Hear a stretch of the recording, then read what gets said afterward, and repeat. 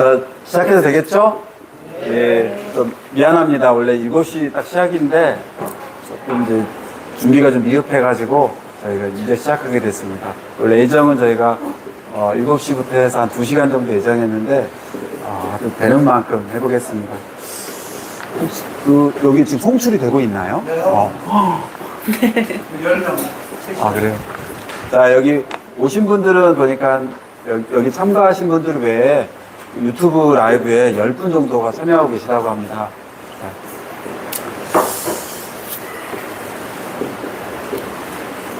반갑습니다. 오늘 저희가 귀한 책이 나와가지고 그 책을 좀 가지고 이야기 나누는 북토크를 좀 진행해 보려고 합니다. 일단 시작하기에 앞서 그래도 참여하신 분들도 있으니까 오늘 행사가 어떤 건지 설명을 좀 드리는 게 좋겠어요. 저는 이 북토크를 좀 주최하고 있는 공공의료 성남 시민행동 공동대표 맡고 있습니다. 박재만입니다. 반갑습니다. 처음 오신 분들도 반갑습니다. 예, 반갑습니다.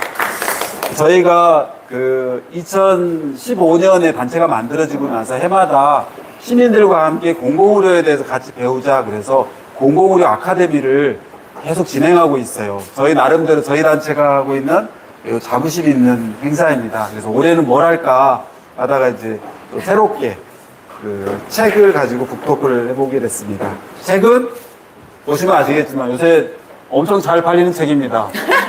다 사보셨죠? 이거 책 사신 분 손 들어보세요.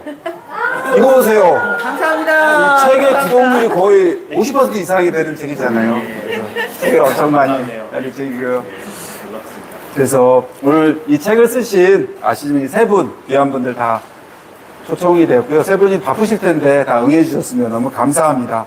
오늘 진행은 지금부터 시작해서 예정은 한 9시 정도까지 진행될 것 같아요. 자, 이 북토크가 진행되는 이곳은 수원구에서 매우 정말 따뜻한 공간입니다. 이 사과나무 도서관입니다. 우리 사과나무 도서관 관장님 고맙습니다. 네.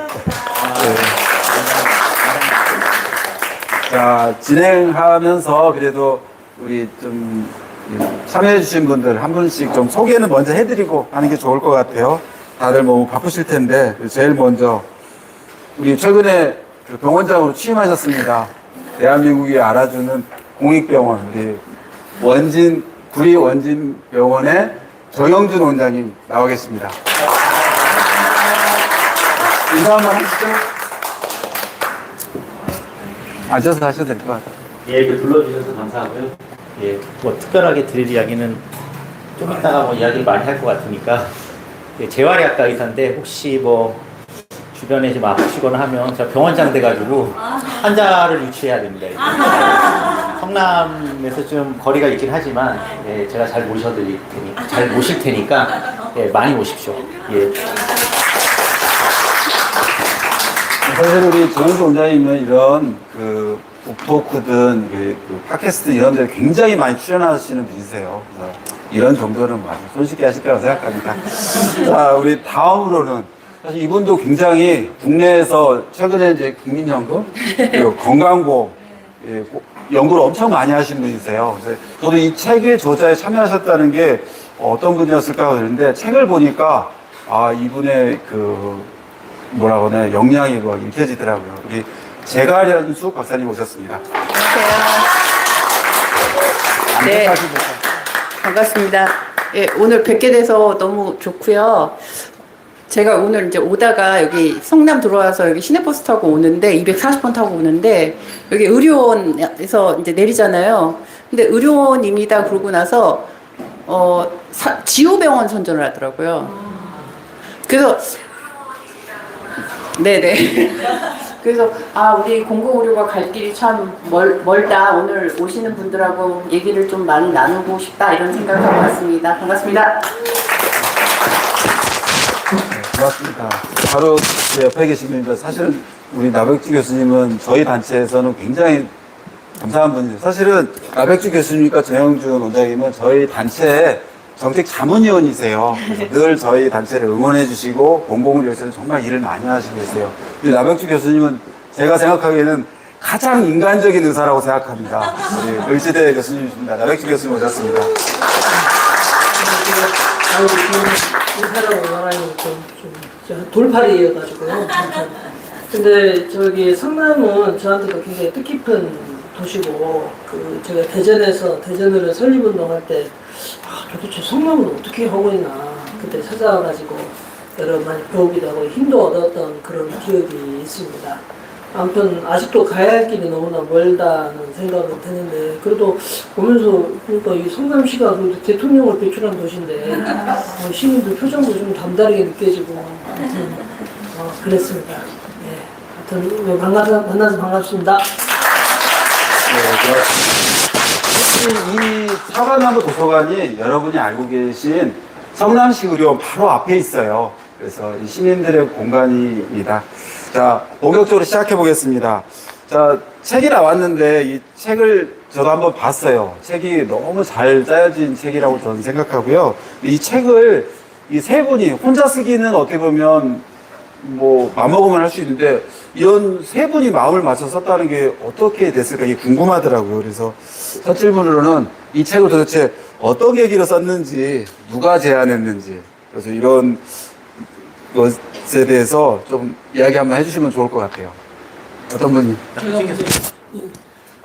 제가 이제 저는 우리 건강세상 네트워크라고 하는 시민단체에서 활동을 하고 있는데, 저희 단체 회원들을 위한 교육 프로그램을 좀 짜보자고 생각을 했습니다. 그래서 한국의 보건의료의 문제점과 개선 방안을 한번 같이 공부를 하고, 그 공부한 내용을 가지고 시민 교육을 하려고 준비를 했었었는데요. 그러면서 이제 각자 좀 공부한 걸 가지고 와서 원고를 쓰고, 이제 강의안 만들고 있던 도중에 우리 재관 선생님이 책으로 한번 내보자고 해서 출판사랑 연결을 했고, 사실 강의안이었기 때문에 책 원고로는 좀 어렵지 않았나 이제 이런 생각이 들었는데, 마침 그 편집자분이 간호사신데 국립중앙의료원에서 간호대학을 나오고 거기서 한참 동안 근무를 하셨던 분이고, 그러다가 이제 사정에서 그만두고 강남으로 또 분당 이쪽에서 이제 간호사 생활을 하시면서 현장에서 느꼈을 때 의료 문제점을 몸으로 많이 느꼈었는데, 마침 이런 좋은 뜻을 가지고 책을 한번 내보자고 그러니까 본인이 이거는 꼭 내야 된다고 하셔서 편집자하고 저희들하고 잘 만난 것 같아요. 그러면서 책이 된 것 같습니다. 그러시군요. 저는 오히려 반대로 생각했어요. 올해 공공의료나 이런 활동을 워낙 원장님 교수님이 많이 하셔서 오히려 이분들이 재가령 박사님께 좀 제안해서 이걸 보강해 주세요 그럴 줄 알았는데 오히려 여기였군요. 그러니까 제가 제일 한가해서. 그래서 설마 그러겠습니까? 내용이 보니까 되게 탄탄한 것 같아요. 한 4장으로 되어 있는데 그 짜임새가 좀 있는데 그 짜임새 구성에 대해서 좀 소개해 주시고 어떻게 역할 분담을 했는지도 궁금합니다.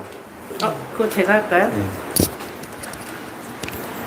그러니까 아까 우리 시작하기 전에 박사님께서 요즘에 이제 공공의료 관련된 교재 같은 거 얘기할 때 이 책 추천 많이 해주신다고 그런 말씀 해주셨는데요. 이걸 책으로 기획할 때 핵심적인 되게 중요했던 고민 첫 번째는 우리 사회가 이제 의료 관련해서 계속 문제가 많았잖아요. 그러니까 의료가 계속 돈으로만 따져지고 의료 운동도 되게 열심히 해왔는데 이 공공의료와 관련된 것들이 되게 이렇게 토대가 너무 약화되고 있다라는 생각이 많이 들었습니다. 그리고 이제 또 하나는 저는 이제 대학에서 학생들하고 이제 공부하는 관계에서 어떤 게 달라지냐면 이제 공공의료란 단어 자체를 학생들이 이제 더 이상 익숙하지 않은 단어가 됐어요. 그러면 그러니까 찾아봐서 하는 또 그런 시대도 또 지난 것 같고 뭔가 자료가 필요하다라는 생각이 되게 많이 들었고요. 그런 의미에서 이제 저희가 한 10개월 정도 가까이 아까 말씀하신 공부 이제 공부 워크숍을 쭉 진행을 하고 맨 처음에는 의제를 발굴하려고 시작했던 게 제가 제안드렸던 건 아까우니까 자료를 남겨야 되겠다. 무조건 자료를 남겨서 공공성과 관련된 고민을 하시는 분들이 참고로 하실 수 있게끔 구성을 해보자. 그렇게 해서 이제 우리 나 선생님은 공공병원 운동에 굉장히 지대하게 계속 역할을 해오셨고 정영훈 선생님도 무상의료 운동본부부터 시작해서 보건의료 단체연합, 뭐 인의협 등등에서 공공의료와 관련된 뭐 정책적인 의료 영역에서 이런 걸 많이 해오셨고, 그러니까 저 같은 경우는 혹시들 기억하실지 모르겠지만 의료보험이 맨 처음 시작될 때는 이제 이게 의료계만의 문제가 아니었는데요. 최근 의료는 의료를 공부한 사람들만의 문제처럼 돼버렸거든요. 그래서 여기에 이제 사회정책적인 어떤 생각을 가진 사람 같이 이제 들어가서 해야 될 부분을 하자. 그래서 이제 제 파트는 이제 그런 식으로 해서 역할 분담이 돼서 저희가 사실은 굉장히 이 원고보다 더 많았어요. 반 이상이 쳐졌다고 생각하시면 돼요. 반 이상이 쳐졌고 중복되는 거 다 쳐졌고, 그리고 이제 아까 이제 그 나수님이 저희가 편집자가 둘인데 실제로 글을 봐주셨던 편집자분께서 이제 그런 것들을 어떤 입장에서 봐주냐면 그분도 시민의 입장에서 이 글이 시민들한테 읽히기 위해서는 과감하게 이제 늘 거와 칠 거를 정리를 해주는데 저희 선생님들이 굉장히 오픈 마인드셔서 그런 걸 다 받아들이셔서 이제 이렇게 좀 그래도 정갈하게 정리가 된 것 같습니다. 아, 예. 그러셨군요. 저도 이 책을 한번 쭉 보니까 이 책이 굉장히 짜임새가 있더라고요. 이 책을 보면 한국의 의료가 어떻게 시작되었고 어떤 구조가 있고 어떤 문제가 생기고 있는지를 일목요연하게 좀 이해할 수 있는 것 같더라고요. 그래서 강추 드리고 싶었습니다. 자, 근데 책은 잘 만들었는데 어떻게 책은 많이 팔렸나요? 얼마나 팔렸는지 궁금합니다. 책을 좀 아시잖아요. 네, 저희가 처음에 출판사가 요 책을 내기 전에 이제 연금과 관련된 책을 냈는데 1000부를 맨 처음 찍었는데 1000부가 소진이 안 됐어요. 그래서 이분들이 겁을 먹고 맨 처음에 500부를 찍으신 거예요, 이거를. 그래서 너무한다. 제가 이제 너무한다. 네, 그 500부는 다 나갔고 다시 이제 들어가서, 그리고 이제 보시면 맨 처음에 책을 사신 분들은 여기 저자 이름이 안 보여요, 거의. 그래서 제가 출판사한테 우리가 부끄러우냐, 이름이 부끄러우냐. 그래서 약간 이제 그 500부 소진되고 나서 이름을 좀 키우고 약간 판본을 조금 키워서 1000부를 더 찍었는데 그게 아직은 다 나가지 않았다라고 알고 있습니다. 아이고, 네네. 그러셨군요. 네. 그래요. 또 다 나갈 겁니다. 뭐 저희 성남시 의료원 설립 역사 대단하잖아요. 다 말하잖아요. 뭐 대통령도 말하고. 그래서 저희가 책을 3년 걸쳐서 2000부 찍었는데 저희 창고에 아직도 1000권이 있어요. 자, 그렇습니다. 그래서 다 팔릴 거라 생각합니다. 보니까 이 북토크도 여러 지역에서만 초청도 하신 걸 진행한 걸로 알고 있어요. 좀 몇 번이나 하셨는지, 또 반응은 어땠는지 그것도 궁금하네요. 예, 뭐 반응은 다들 좋았죠. 저희를 부르시는 분들은 되게 뻔하잖아요. 예. 저희를 아무나 부르지 않죠. 예. 자유마을에서 저희를 부르겠습니까? 예.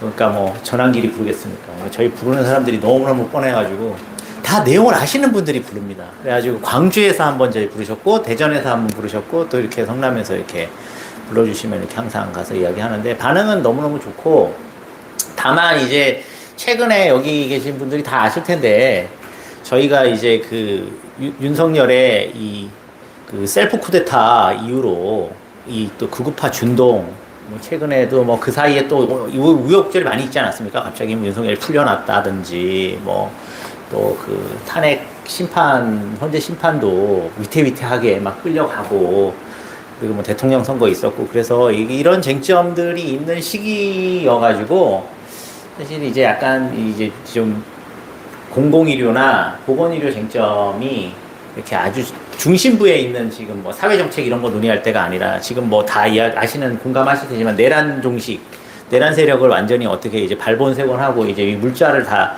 초토화 시켜야 된다는 그런 데 이제 많이 꽂혀 계시니까 뭐 저희를 많이 부르실 그런 타이밍은 아니었다고 저는 생각합니다.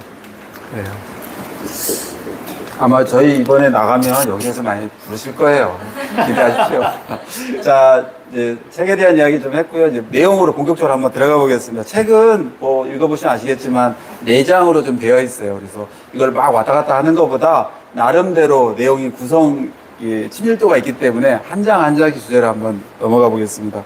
무엇보다 이 책에 의료재난의 시대라는, 의료재난이라는 말을 썼어요. 사실은 뭐 산불 피해, 산불 재난, 홍수 재난 뭐 이런 말은 들었는데 의료 재난이라는 말은 되게 좀 생소한 단어인 것 같아요. 저 그 이야기 한번 좀 어떤 건지 들려주세요. 그러니까는 그 자연재난과 사회재난으로 이렇게 보통 재난을 나누더라고요. 그러니까 의료 재난이란 말은 원래 없었는데 코로나19 시기 때 사람들이 병원을 가야 되는데 병원을 못 가고 이렇게 이제 그러니까 의료라고 하는 것이 우리를 지켜줘야 되는데 지켜주지를 못하니까 그게 하나의 재난 상황이 되어버리더라고요.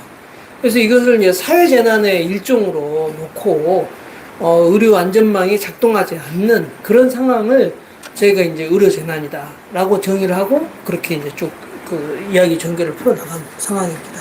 근데 이게 이제 코로나19라는 그런 것뿐만 아니라 지금 이제 그 기후위기라거나 또는 인구 감소로 인한 지역 소멸 이런 문제에서 사실 지금 지역에서도 지금 갈 만한 병원이 없고 또 그 기후위기로 신종 감염병이라거나 온열 손상이라거나 이런 부분들이 있는데 나타나는데 의료가 거기서 역할을 해주지 못하는 그런 상황들이 있어서 이거 의료 재난이라고 하는 것은 코로나19로만 한정할 것은 아니고 지금 인구 감소라거나 기후위기 등 이런 상황에서도 의료 재난은 계속되고 있다. 오히려 더 심각하다. 이렇게 이제 이야기를 저희가 이제 이야기를 했습니다. 아유, 그러셨군요. 원래 책 이야기하면 책 구절을 한번 읽어보는 것도 좋을 것 같아요. 제가 읽다 보니까 이 대목이 참 인상적이어서 맨 마지막에 있더라고요. 지난 20년간 한국 사회는 사스, 신종플루, 메르스, 코로나19까지 다양한 감염병에 노출되어서 어려움을 겪었다. 2024년 정부의 일방적인 의대 정원, 증원 정책으로 빚어진 의사 집단의 갈등으로 인해서 사회적 재난에 비견할 정도의 고통이 고스란히 시민의 몫이 되었다. 의료의 물적, 인적 인프라가 부족하지 않을 뿐만 아니라 상당한 기술력을 보유한 한국 의료는 각종 재난 앞에 무기력했고 시민의 필요를 충족시키지 못했다. 이런 표현이 있더라고요. 그래서 이런 게 의료 재난이라는 것이 좀 우리가 좀 일상생활에서 많이 체감할 수 있는 것 이래서 하셨나 보다 이런 생각이 좀 들었습니다. 근데 저도 처음에 이 책을 받았을 때 의료 재난 이렇게 해서 코로나에 대한 그 시절에 대한 또 평가인가 그런 좀 생각을 하고 책을 좀 열게 됐어요. 근데 이걸 보니까 대체로 내용은 코로나 때 치료를 받지 못해서 대한민국 병상이 정말 엄청나게 많은 나라잖아요. 그럼에도 불구하고 치료를 못 받아서 병상이 없어서 죽는 사람이 좀 있었고 또 공공병원들은 정말 고군분투하는데 민간병원들은 돈 안 주면 병상 안 주고 이런 게 너무 이제 시민들이 보기에 밉살스러웠던 과정이었어요. 도대체 코로나19가 어떻게 의료가 가장 접점에 있는 데 있는데 도대체 한국의 의료가 도대체 어떤 일들이 벌어졌는지에 대해서 한번 리얼하게 한번 이야기해 주셔도 좋을 것 같습니다. 어떤 분이 좀 해주시겠습니까? 코로나19 이야기가 지금 시작된 게 이제 5년 전 이야기인데 벌써 막 상당히 시간이 많이 흐른 것처럼 사람들이 생각하는 경우가 있어요. 그리고 코로나19 환자가 진짜로 많이 발생한 거는 2022년 이제 1, 2, 3, 4월? 그때입니다. 기억해 보시면 그때 3, 4월에는 거의 뭐 아무것도 안 되는 수준까지 이제 갔었었고요. 근데 이제 그 사이에 저희가 어쨌든 시간을 뒤로 좀 많이 방역을 좀 잘해가지고 시간을 뒤로 끌어가지고 포괄적으로 말씀드리면 저희가 이제 방역을 잘한 거죠. 의료 서비스를 잘했다고는 생각하지 않는데 방역을 잘해서 백신 접종을 할 수 있는 시간을 벌어가지고 이제 뭐 유럽에 있는 뭐 이제 이탈리아나 아니면은 이런 국가들만큼 그 초기에 2000년, 2021년에는 사망률이 치명률이 높지 않았던 거예요. 근데 이제 그렇다 치더라도 사실 그 사이에 저희 이 의료 서비스는 이제 방역을 잘했던 것 때문에 환자가 많이 발생하지 않아서 사실 잘 유지할 수 있었음에도 불구하고 실제로 그렇게 하지 못했던 거죠. 그러니까 보통은 의료 서비스를 통해서 저희가 뭐 격리나 아니면은 이런 뭐 유럽 국가들 같은 경우는 이제 담당 의사가 있다든지 그런 식으로 연결이 돼야 되는데 저희는 뭐 이런 유스 호스텔이나 복지관 같은 데 비워가지고 사실은 환자들을 보냈고 그리고 또 2000년만 하더라도 후반기로 가서 환자가 이제 몇 번의 피크를 거치면서 많이 발생했을 때는 서울에 있는 공공병원들 중에 마지막으로 그나마 그 노숙인이나 다른 이제 저소득 취약계층 돌보고 있었던 데가 적십자병원하고 동부병원인데 거기도 2000년 10월 정도 되면 다 소개합니다. 그러니까 이제 그런 환자들을 한 명도 보지 못하고 전부 코로나 환자만 보게. 그러니까 무슨 이야기 하면은 병상을 이 엄청나게 많은 이 민간 병상이나 병상들 중에 이런 거는 하나도 사실 동원하지 못하고 계속 공공병원에 마지막까지 다 동원을 한 거예요. 물론 그래서 어쩔 수 없이 동원했다라고 주장하는 사람도 있는데 실제로는 그러면은 그곳에서밖에 진료를 받지 못했던 그런 사람들은 지금 이제 추적이 안 된다는 거고요. 그 저희 책에다가 제가 썼고 그리고 그걸 연구하는 사람도 없어요.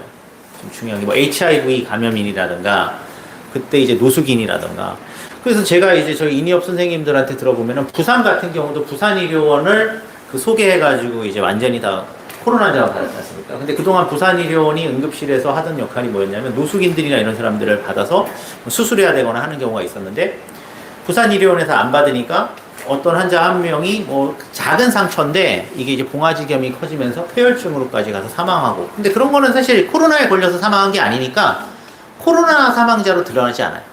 그러니까 코로나 환자들을 관리를 그런 식으로 한다는 명분하에 진짜 이제 그 노숙인들 그러니까 우리 사회에서는 사실 이제 자본의 입장에서 노동 능력이 없는 사람들에 대해서는 아주 가차없는 나라라고 저는 생각하는데 그러니까 그 통계에도 잡히지 않고 보이지도 않는 사람으로 이제 사망을 한 거고 그리고 이제 박재만 선생님도 이야기하셨지만 그 사이에 또 저희가 꼭 기억해야 되는 게 2000년 12월에 환자가 너무 많이 갑자기 또 피크로 발생했을 때 그 당시에 이제 질병관리청장이 이제 정은경 청장이셨고 그리고 이제 문재인 정부 시절에 실제로 민간 병원들에게 병상을 2%를 내놓으라고 했었어요.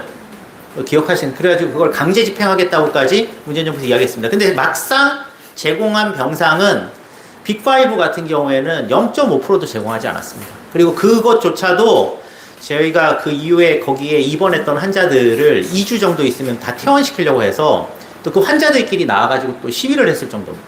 그러니까 이 시스템 자체가 이 민간 병원들은 이 상황 속에서 수익성이 없는 코로나 환자 진료를 아예 하나도 떠있지 않았고 그나마 유일하게 한 게 공공의료기관 말고는 빅5 중에는 서울대병원이 국공립이니까 서울대병원이 많이 봤던 거예요.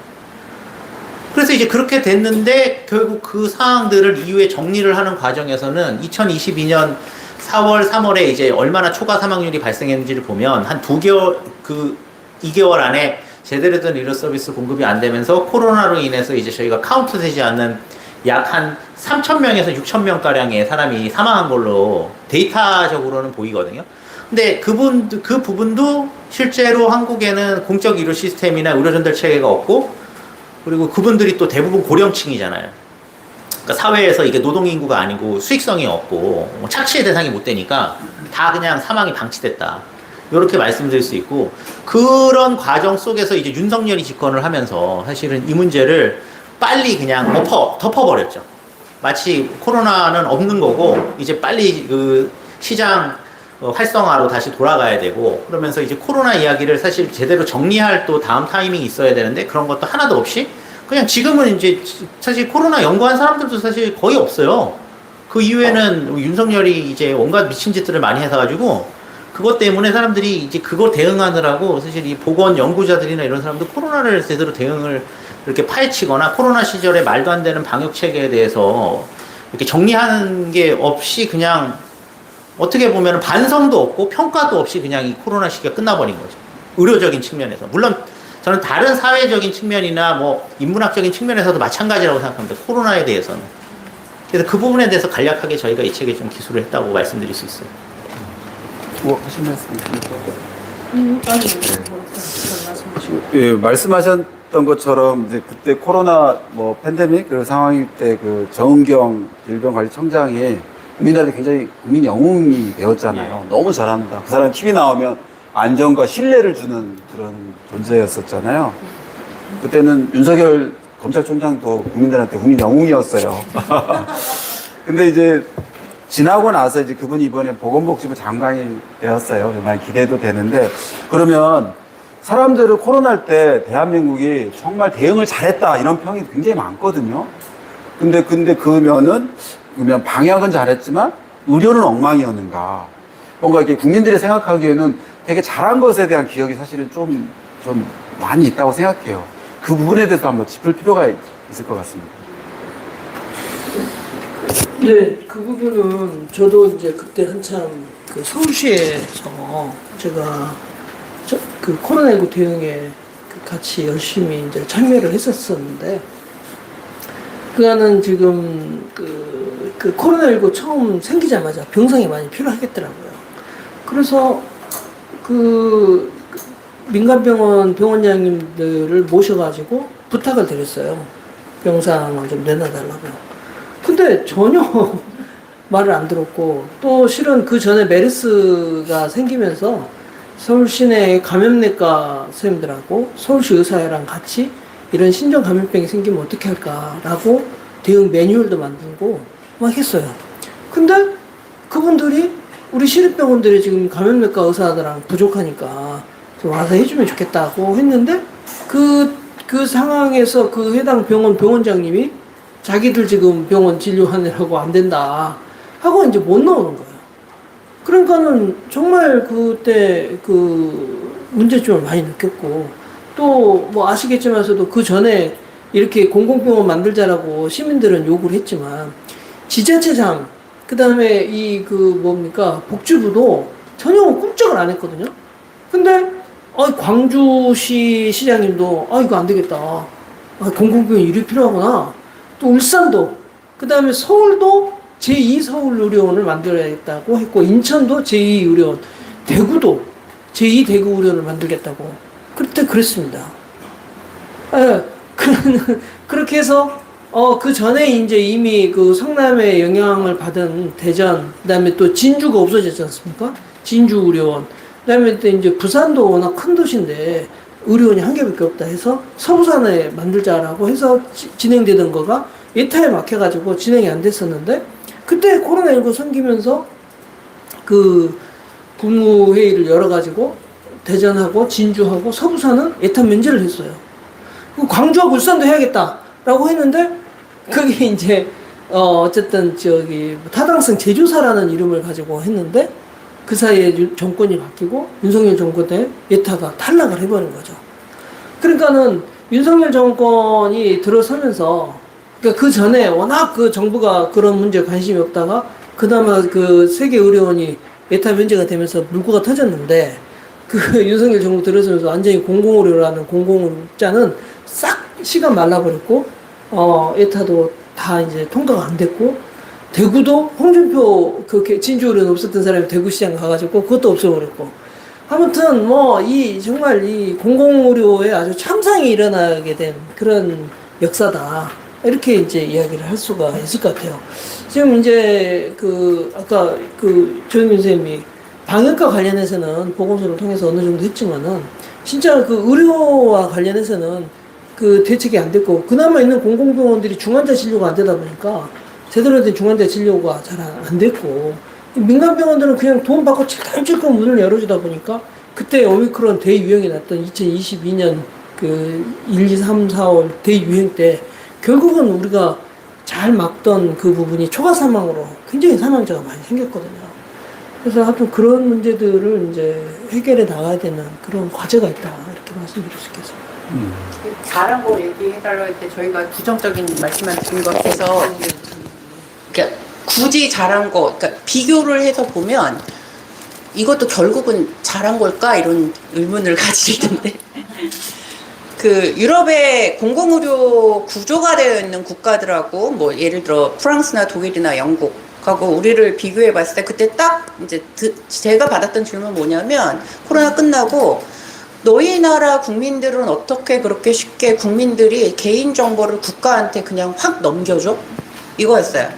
그러니까 혹시 기억하실지 모르겠지만, 저희 그 발생하면 그 사람 간 경로 다 추적해서 방역복들 입고 다 왔어요, 집집이. 그리고 그게 초기 코로나 때 분위기를 선점하는데, 그러니까 국민들에게, 우리나라 국민들이 갖고 있는 굉장히 독특한 특성이 있습니다. 국가가 위기일 때 하나로 뭉칩니다. 이때는 극우가 준동하지 못해요.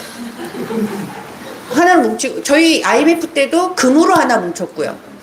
코로나 때도 이런 분위기가 공권력의 분위기를 딱 잡으니까 예를 들어 국회가 너무 손쉽게 국민의 개인정보를 허락을 했어요.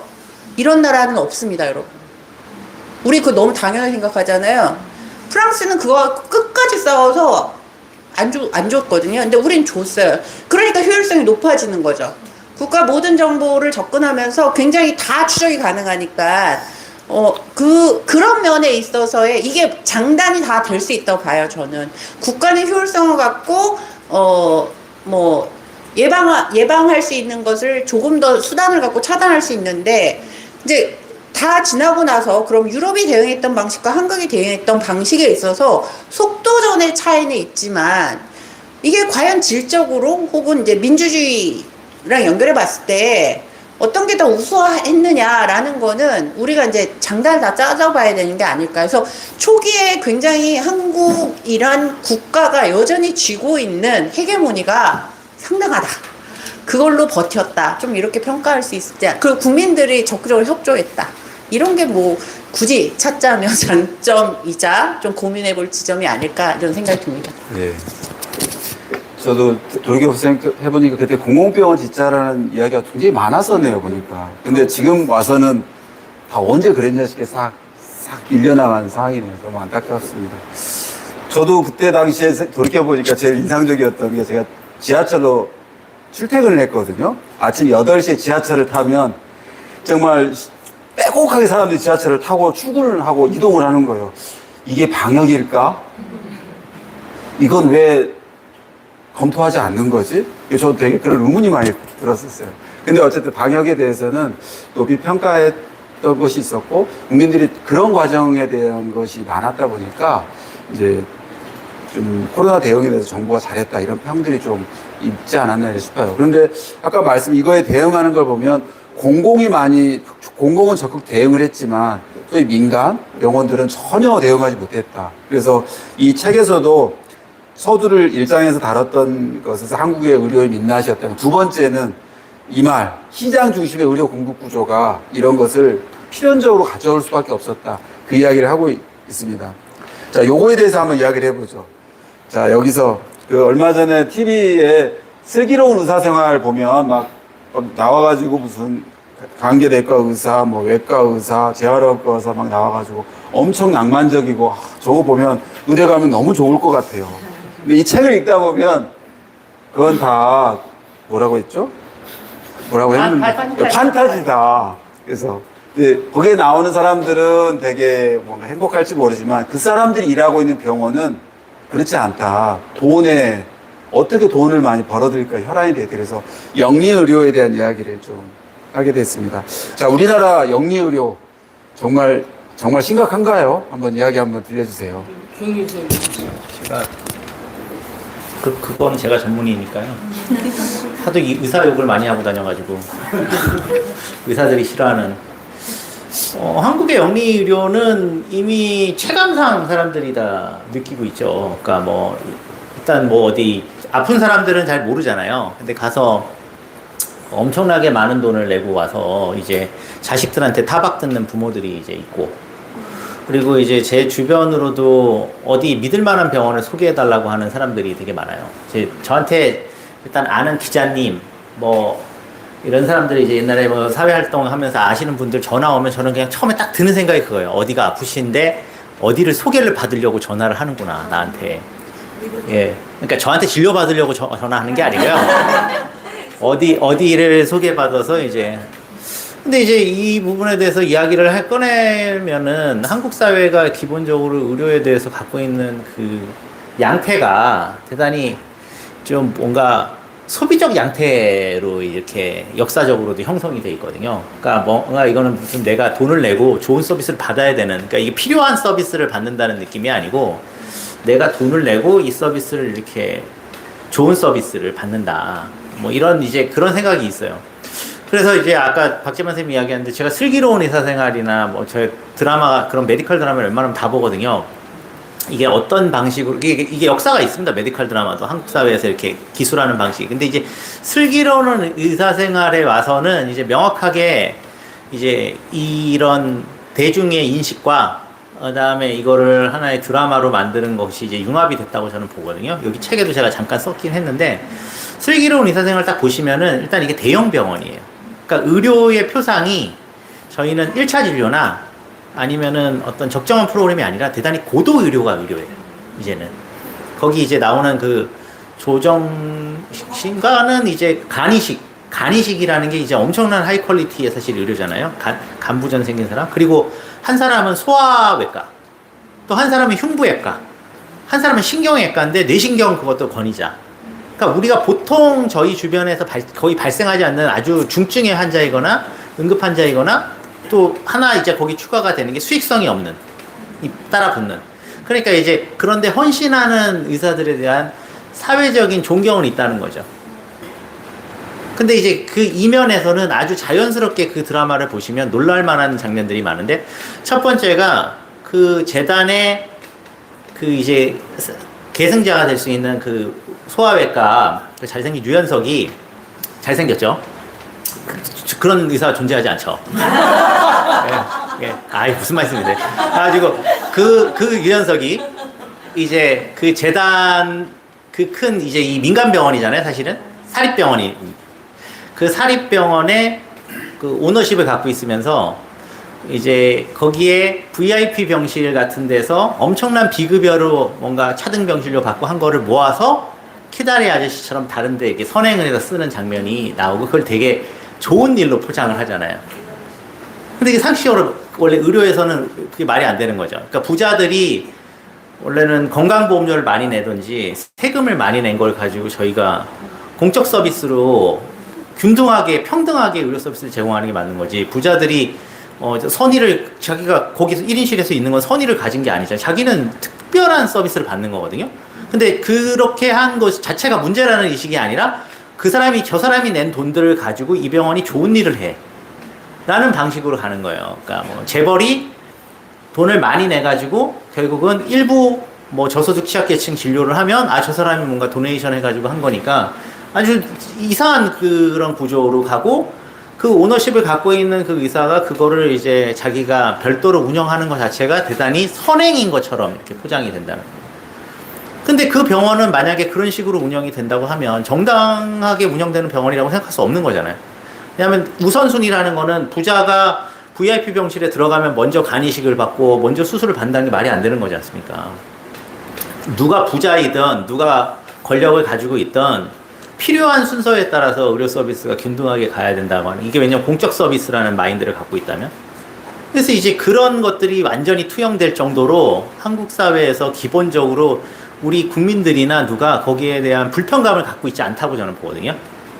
그리고 또 하나는 이제 아침 방송의 문제인데, 제가 아침에 이렇게 회진을 돌면은 이미 벌써 10년도 넘었죠. 무엇이든 물어보세요. 아침마당에 의사, 한의사, 약사, 뭐 온갖 사람 다 나와가지고 건강 이야기를 막 하잖아요. 근데 그거를 이렇게 쭉 듣고 있으면 전부 상품화되어 있는 것들이에요. 제가 이제 뭐 어디 강연 가면 맨날 자주 하는 이야기가, 제 환자 중에 예전에 한 분이 회진을 도는데 할머니가 제가 위암인 것 같다는 거예요, 본인이. 그래서 내가 아니 왜 위암이라고 생각했어요? 그러니까 아침에 보니까는 연대의 그 위암 교수님이 나와서 만성 기침을 계속하면 위암일 가능성이 있다고 이야기했다는 거예요. 그래서 제가 그분이 기침을 계속하긴 했죠. 근데 그 원인에 대해서는 이제 제가 알고 있었는데 알러지가 있고 그러신 건데, 내시경 지난달에 하셨잖아요. 보니까 내시경 하면은 위암인지 아닌지 알 수 있는 거예요? 나한테 물어보더라고. 그래서 내가 내시경을 왜 하셨겠냐고. 그러니까 딱 이런 포맷이에요. 그 방송을 보고 나는 무슨 암이 아닐까. 그 방송을 보고 나는 뭔가 희귀난치성 질환, 뭐 다발성 골수종이나 뭔가 아닐까. 나는 뭐 백혈병이 아닐까. 나는 뭐 이런 이제 그런 공포가 이제 들고, 그걸로 또 병원에 가서 검사를 하고 MRI를 찍고 CT를 찍고, 이게 뭔가 환자의 병력이나 이런 걸로 추적 관찰해 가지고 관리를 하는 게 아니라, 모든 사람이 다 사실은 현명한 의료 소비자가 되기 위해서 본인은 노력해가지고 방송을 보고 책을 보고 주변 사람들한테 어디 가면 뭐 어쩌고저쩌고 하고, 뭐 애들 키울 때도 똑같죠. 뭐 성장 주사 맞아야 되니 아니냐 하면 갑자기 옆에서 말도 안 되는 어떤 헛소리 하는 사람이 이제 있으면서 그거 미리 맞아야 된다 뭐 한다 그러면 성장 클리닉 가고, 이런 구조로 지금 되어 있는 건데, 뭐 이 구조를 뭐 여기서 다 이제 이야기하려고 했던 것은 아니고, 그럼 이게 왜 그러냐? 사실은 다 돈 벌려고 한 거잖아요. 그게 다 미국식 방식이라고 말씀드릴 수 있고, 끝으로 하나 여기는 제가 안 썼지만 미국의 사망 순서가 있어요. 질병 사망 순서가. 제일 첫 번째가 심혈관계 질환이고요, 당연히. 두 번째가 암이고요. 세 번째가 뭔지 아십니까? 병원 가서 죽는 거예요. 메디컬 에러라고 딱 명시가 돼 있어요. 미국에서 총상, 자살, 그 다음에 뭐 외상보다도 더 많이 죽는 게 미국 사회가 그렇습니다. 과잉 진료로 병원 가가지고 오진하고 안 해도 되는 검사하고 안 해도 되는 수술 받아서 사망하는 거. 한국이 지금 저는 그렇게 가고 있다고 생각해요. 그래요. 이게 의료가 되게 인간적인 행위인데 거기에 이제 영리라는 것이 붙으니까 뭐 다양한 문제들이 생기는 것 같아요. 이 책에도 마침 그런 대목이 있더라고요. 제가 그 얼마 전에 한국일보 기사에 이런 게 났었어요. 대학 수능 시험을 봐가지고 전국에서 1등부터 3,000등까지 학생 중에 85%가 의과대학을 지망한다고요. 1등부터 3,000등까지 학생들이 있어요. 그러니까 한 450명 정도 빼고는 전부 다 의대를 지망한다고 하더라고요. 그래서 얼마 전에 그 DC 인사, 그 KBS 그 다큐가 굉장히 회자됐잖아요. 공대에 미친 중국, 의대에 미친 한국, 막 이렇게 해가지고, 이게 과연 적정한가. 제가 보면 이런 의과대학에 굉장히 많은 이제 공부를 잘하는 학생들이 지원을 했는데, 이 학생들이 죽기 살기로 공부하듯이, 죽기 살기로 돈 벌듯이 덤벼들면은 이 영리 의료가 너무 심해지는 거 아닌가. 그런 생각이 좀 들어요. 이게 교육 문제하고 연관이 있는 것 같아요. 맞습니다.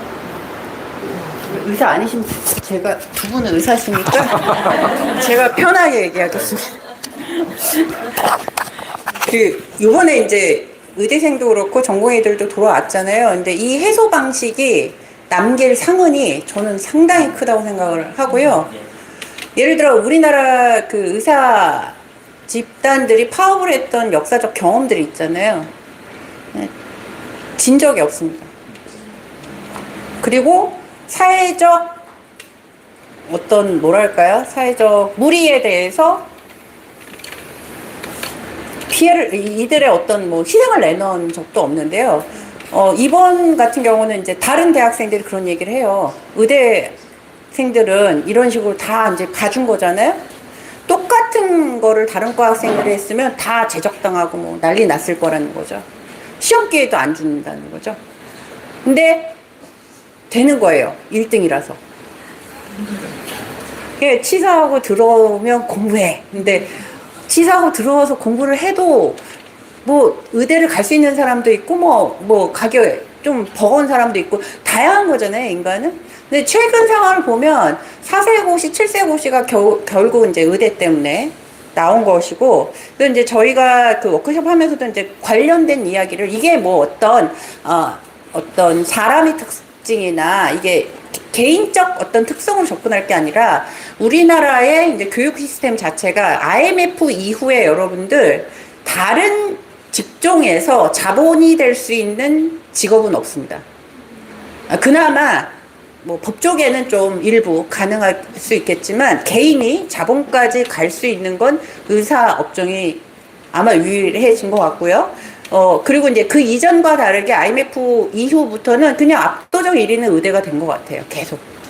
그러면 이제 이 한쪽으로는 의대가 그렇게 되고 다른 한쪽으로는 뭐냐면 이 영리화, 아까 영리화랑 딱 연결된 건데 저희가 사실은 의료 산업화가 적극적으로 된 게 노무현 정부 시절 때이고요. 이거와 부응해서 의료 자본이나 병원 자본들이 실제로 더 많은 수익을 어떻게 낼 것이냐로 현장은 바뀌고 있었고요. 그 안에서 그럼 그 아이디어를 내고 거기서 같이 활약한 주체는 의사들입니다. 그리고 최근에, 아까 이제 그 그러니까 이 중에서 돌아간 사람이 한 70% 된다고 그러시는데, 제 주변에는 이제 안 돌아가신 분들이 어딜 갔나 봤더니 이제 피부 이쪽으로 다 빠지셨어요. 그러니까 제가 무슨 생각이 드냐면 요즘에 우리가 이게 이제 자연스럽게 될 구조는 지금 아닌 것 같아요. 우리가 교육도 지금 굉장히 저출생이라 그래서 아이들이 경쟁을 덜 하게 되겠구나라고 생각하면 착각인 게 경쟁은 더 가열차졌어요. 예전에 비해서 여러분들 영어 유치원을 더 많이 보내요, 지금. 그리고 특목고 자사고에 대한 그 선호도는 더 높아져 있거든요. 그럼 이걸 무너뜨리기 위해서는 이걸 무너뜨려야 된다고 생각해요. 전 이게 무너져야 비로소 함께 사는 것도 좀 바라보고 공부로 출세하고 공부로 뭐 하는 시대를 좀 마감을 져줘야 되거든요. 우리 세대들이 좀 나서서 어떻게 좀 해야 되는데 사실은 저는 이제 조국 장관 때 그 당시 사태에서 그 가족만 건드리고 말았잖아요. 그게 아니라 386 세대가 뼈저리게 생각해야 될 건 그래서 내 자식 교육 그렇게 시작해서 우리 자산을 그렇게 계속 보존하는 이 시스템에 대해서 우리가 처절하게 좀 뒤집어 봐야 되는 거 아닌가? 이런 사회적 대화 질문을 던졌어야 되는데 그걸 놓쳤고 지금 그걸 놓치다 보니까 그냥 양당 구조만 고착화되고 이 구조 안에서 저출생은 심화되지만 아이들은 더 빡세지고 이제 더 이상 남 주려고 공부하는 사람은 찾아보기 힘든 상황이 되는 거죠. 그래서 이게 의사 되는 사람들한테는 뭐라 그럴 수밖에 그렇게 되게 아쉽고 속상한 건 많은데 냉정하게 제가 한 가지 좀 우리가 생각해 볼 건 뭐냐면 제가 이제 50대인데 제 때부터 의료보험 국민건강보험 이렇게 해서 4대 보험에 대한 그 기여를 88년부터 다 내면서 지금까지 왔거든요. 우리까지는 이제 기여하면서 할 거예요. 자, 10년 후, 20년 후에 현재 받고 있는 의료급여를 받을 수 있을까? 지금 예를 들어 저희가 공공병원 얘기를 막 하는데 여기 성남의료원도 의사 찾기 힘들어서 이렇잖아요.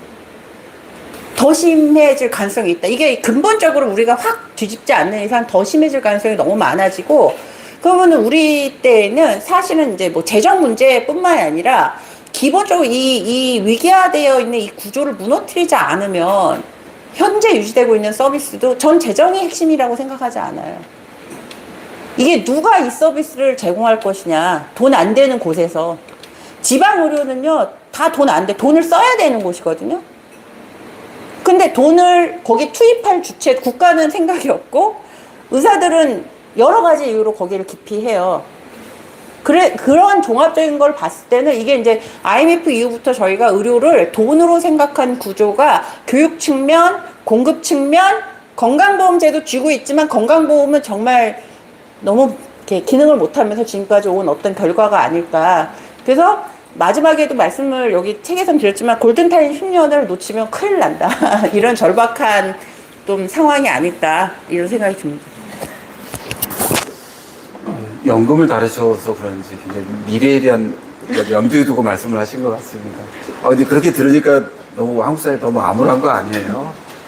근데 또 한편에서는 이 자본주의 사회가 이윤을 추구하는 걸 이제 합법화하고 그걸 당연스럽게 하는데 이런 사회 체제 속에서 영리의료라는 것은 어떻게 보면 너무 당연한 거 아니냐 이렇게 볼 수도 있지만 이걸 뭔가 완화하거나 조절할 수 있을까요? 저도 말씀 드려야 될 것 같은데. 그러니까는 제가 제일 이런 공공의료 운동을 했었을 때 제일 부딪혔던 첫 번째 도전이 모든 의료가 공공의료 아니냐.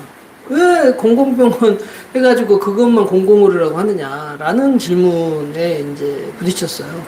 그러니까 환자를 진료하고 수입을 받아서 나도 의사도 간호사도 먹고 살고 환자도 병이 나으면 그거 공공 아니냐라고 이제 이야기를 하는데 이것도 일면 공공적이죠. 근데 이제 문제는 그게 제한적이라고 하는 거예요. 그러니까는 그런 수입과 그런 회복과 하는 개별적인 어떤 의료라고 하는 것만 공공이라고 하게 되면 감염병 문제 대응 안 되는 거고, 그 다음에 이 지방의 시골의 그런 어떤 의료, 환자는 별로 없지만은 꼭 거기서 지켜야 되는, 그래서 수입은 낮은 그런 의료는 다 방치되는 거겠죠. 또 그런 가운데에서 수입이 더 많이 생기는 의료, 이런 쪽으로 사람들이 몰리게 되면 의료진은 다 수도권으로 몰리게 되는 거고, 또 비급여가 많은 피부나 미용 이런 쪽으로 이제 또 의료가 많이 몰리게 되면서 정말 소아과 진료라거나 응급 진료라거나 하는 그런 좀 고되지만은 꼭 사람들한테 필요로 되는 그런 부분들의 필수적인 의료는 다 이제 방치가 될 가능성이 있다라고 하는 거죠. 근데 우리나라 의료가 왜 그러면은 돈이 되는 쪽으로만 이렇게 가는가? 저는 사회 환경적 측면에서도 우리 사회 안전망이 전반적으로 좀 부족하다는 생각이 들어요. 국민연금이나 이런 것도 너무 부실해가지고, 그래서 계속 뭔가 안정된 수입을 해야 되니까 뭐 부동산이나 이런 쪽으로 가고, 또 의사는 정년이 없잖아요. 지금 한국의 의사, 제가 얼마 전에 어디 봤는데, 90세 먹고 귀가 안 들리는데, 오면은 그냥 다 수액만 간호사가 알아서 놔주는데, 그게 청구가 일어나고 있고 수입이 발생하는 그런 부분이라는 거예요. 그러니까 의과대 학생은 OECD에서 정말 얼마 안 되는데 뒤에 나이 드신 분이 계속 쌓였으니까 의사 수는 계속 빠르게 늘어나는 것처럼 보이는 거죠. 그러니까 이런 식으로 이제 그런 문제, 또 그런 그 수익이 되는 교육을 자꾸 몰두하려고 하는 이런 경쟁적인 그런 문제가 있는 상황에서 의료가 그러면 그 안전망이 되기 위한 그런 최소한의 어떤 장치를 해야 되는데, 이거는 행위배수까지 하고 있죠. 실손보험 급여화로 해가지고 막 그렇게 되어주고 있죠.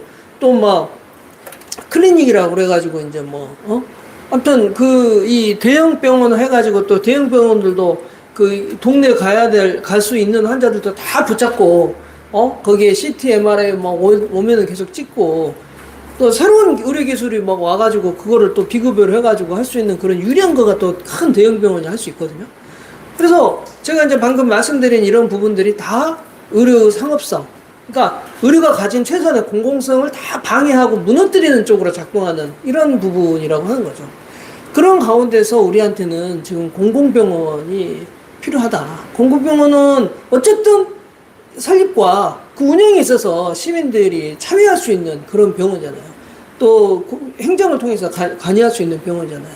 그래서 이런 거가 있어가지고 비급여 어떤 내용도 제한을 감시를 하고, 아무튼 뭐 이런 식으로 또 지역에 그 필요한 어떤 의료를 따져가지고 그것을 할 수 있도록 이렇게 여러 어떤 장치를 통해서 이렇게 압력을 행사하는 그런 내용들이 필요한 거다.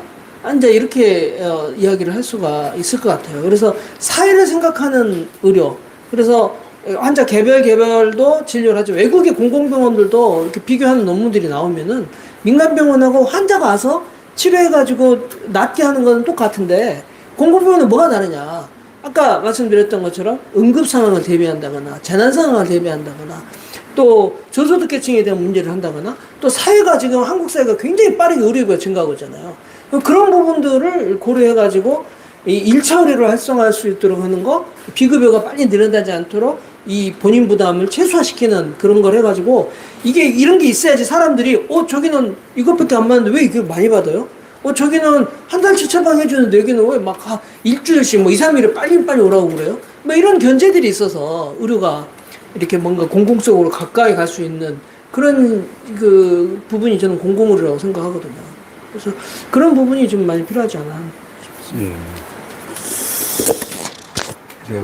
제가 얼마 전에 그 북에서 청진의대를 졸업해서 남쪽에 내려온 어떤 의사분 한번 만난 적이 있었어요. 그래가지고 남쪽에서 생활은 지낼만 하십니까? 그랬더니 뭐 다 괜찮다고 하는 거예요. 그래도 남쪽에 와서 제일 힘든 게 뭡니까? 그랬더니 그분이 그런 말을 하는 거예요. 내가 진료하고 돈을 받는 게 나는 너무 양심에 찔렸다. 북에서는 이제 진료가 봉사활동의 개념이 있었다는 거예요. 그래서 그렇군요. 힘드셨겠다고. 그럼 그런 문제 어떻게 해결했습니까? 그랬더니 그분이 답이 그런 거예요. 그래도 다행인 거, 사람들이 돈은 안 내더라. 신용카드로 결제하니까 돈을 안 내서 자기가 거기에 익숙해졌대요. 그래서 이게 사회와 체제가 가지고 있는 이 차이가 이렇게 다르구나. 그래서 그런 생각이 좀 많이 들었어요. 참 이런 영리의료라는 것은 의료가 굉장히 인간적이고 사람을 살피고 치료하는 것인데, 거기에 이윤이라는 것이 개입되다 보니까 많은 병폐들이 생기는 것 같아요. 또 책에 보면 이런 시장 중식 의료 공급이 가지고 있는 어떤 그런 영리의료가 또 가지고 있는 큰 문제 중에 하나가 지역 간 건강 불평등이 심각하다. 최근에 어떤 우리 사회에서 지역 의료에 대한 지역 완결형 의료 체제, 이 이야기가 참 많이 나오는 것 같아요. 이것과도 연관이 있는 것 같아요. 그래서 이 부분, 지역 의료의 어떤 불평등 문제가 어느 정도인지, 뭐 어떻게 풀 수 있는지, 그 말씀 한번 들어보고 싶습니다. 그 지역 의료는 이제 지금 많이 불평등이 심해지고 있죠. 더 심해지고 있는 것이 지역의 인구가 감소하기 때문에 그렇습니다. 지금 이제 분만 취약지 같은 경우가 계속 정부는 이제 돈을 쏟아붓지만은 지탱이 안 돼요. 그래서 그런 문제가 있고, 최근에 이제 뭐 여러 개의 지역의 병원들이 문을 닫고 있습니다. 예, 그래서 이제 그 어려운 상황이 있고, 지금 더군다나 지금 이제 그 의대생들도 여자 의사가 많아지고, 그러면서 공중보건의사로 갈 수 있는 자원이 계속 줄어들고 있던 상황에, 얼마 전에 이제 의대생들도 다 수업을 않고 뭐 이러는 가운데서 더 이제 줄어들게 됐거든요. 그래서 지금 시골에 가보면은 소위 이제 무의명원이라고 하는 데가 많아요. 다만 이제 거기 그 지소에 있는 의사가 순회 진료를 해가지고 일주일에 뭐 한 이틀이나 사흘은 가서 진료를 해주니까 무의면이라고 하는 타이틀을 간신히 면하는 거지, 실제 주민들 입장에서 보면은 의사 만나기가 더 지금 어려워지고 있는 것이 이제 사실인 거죠.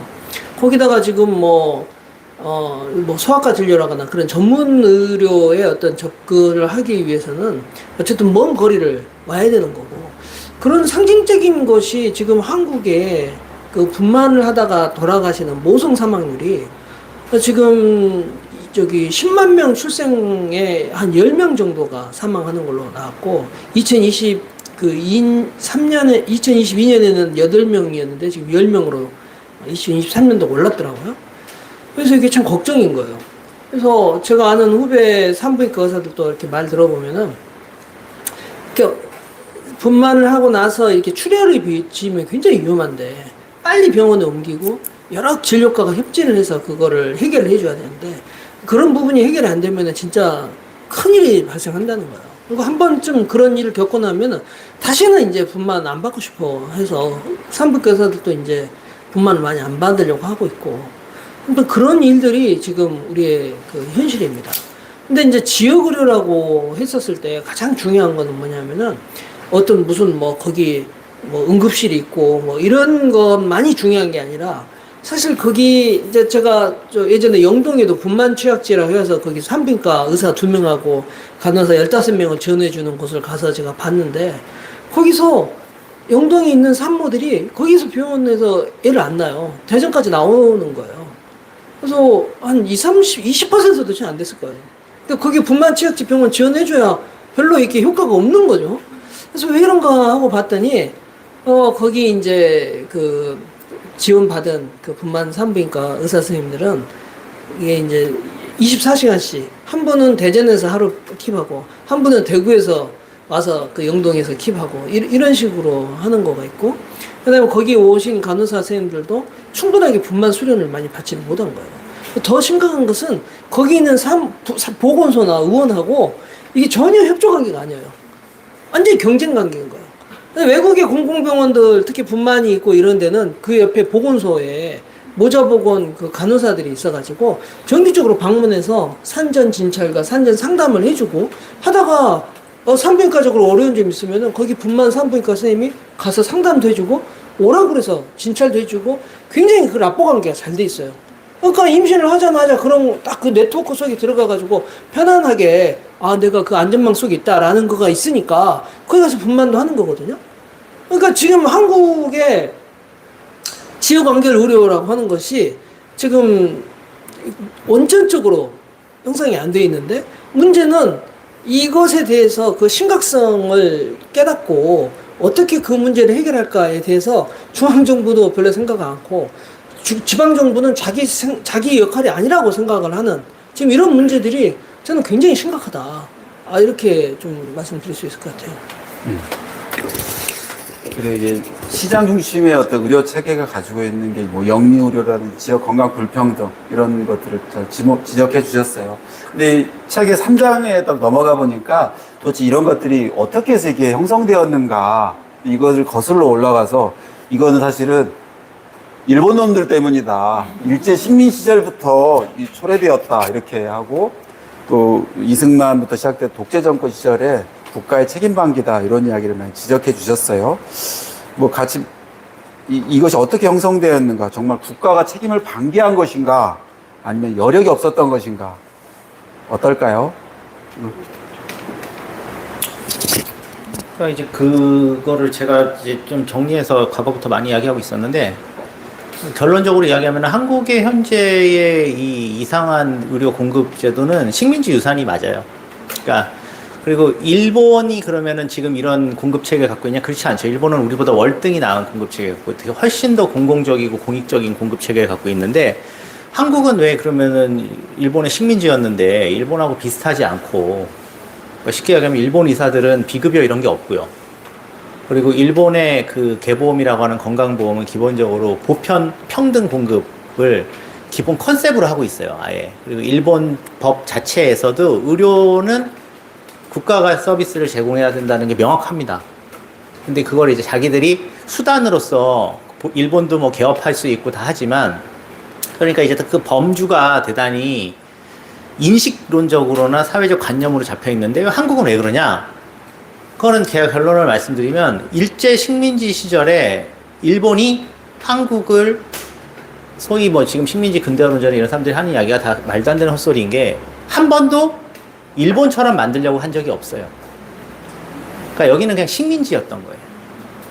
그냥 2등 국민도 아니고 여기는 그냥 본인들이 식민 지배하는 곳이었던 거예요. 그래서 본인들의 그런 어떤 서구 이야기나 이런 거, 일본은 이제 그 제국주의 경쟁에서 그런 어떤 빨리 따라잡으려고 뭐 여러 산업 현장에서만 한 게 아니라 의료 부분에도 엄청난 투자를 한 나라고, 그리고 그러다가 이제 뭐 만주에 이제 관동군이 뭐 731 부대 같은 그런 말도 안 되는 인체 실험도 했을 정도로 정신 나간 놈들이지만, 의료 기술에 있어서는 상당한 발전을 일으킨 이유 중에 하나가, 본인들이 이 아시아에서는, 우리는 아시아의 미개한 아시아 사람이 아니라 그 소위 그 걔네 인식론적으로는 타라론이라고, 우리는 아시아가 아닌 국가예요. 우리는 서구 국가와 동일하다는 거예요.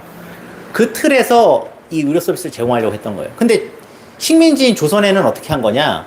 그러니까 여기서 우리한테 협조하는 친일파 일부와 여기에 정주하는 일본 사람들에게 제공하는 서비스였던 거예요. 그래서 그거를 명확하게 보여주는 게, 여기 다 기억하실지 모르는데 우리 입시에도 나오는 껍빛단이라는 소설입니다. 그러니까 그 소설을 보면 일제시대에 소위 서구 의학을 배운 사람이 하는 일은 뭐냐면 일본 사람을 진료하는 거예요.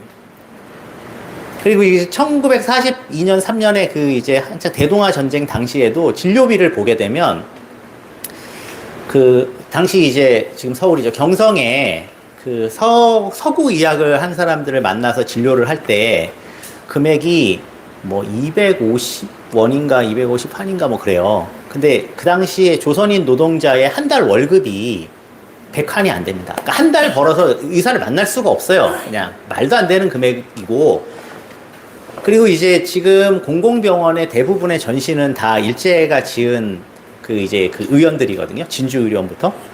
네. 그럼 그걸 왜 지었는지도, 이제 그거는 조선 사람들에 대한 의료 서비스로 지은 게 아니고요. 일본 군이 주둔하는 주둔지에다가 일본 군인들의 가족들을 위해서 지은 겁니다. 그래서 결론을 말씀드리면 그렇게 됐던 의료 서비스였던 거예요.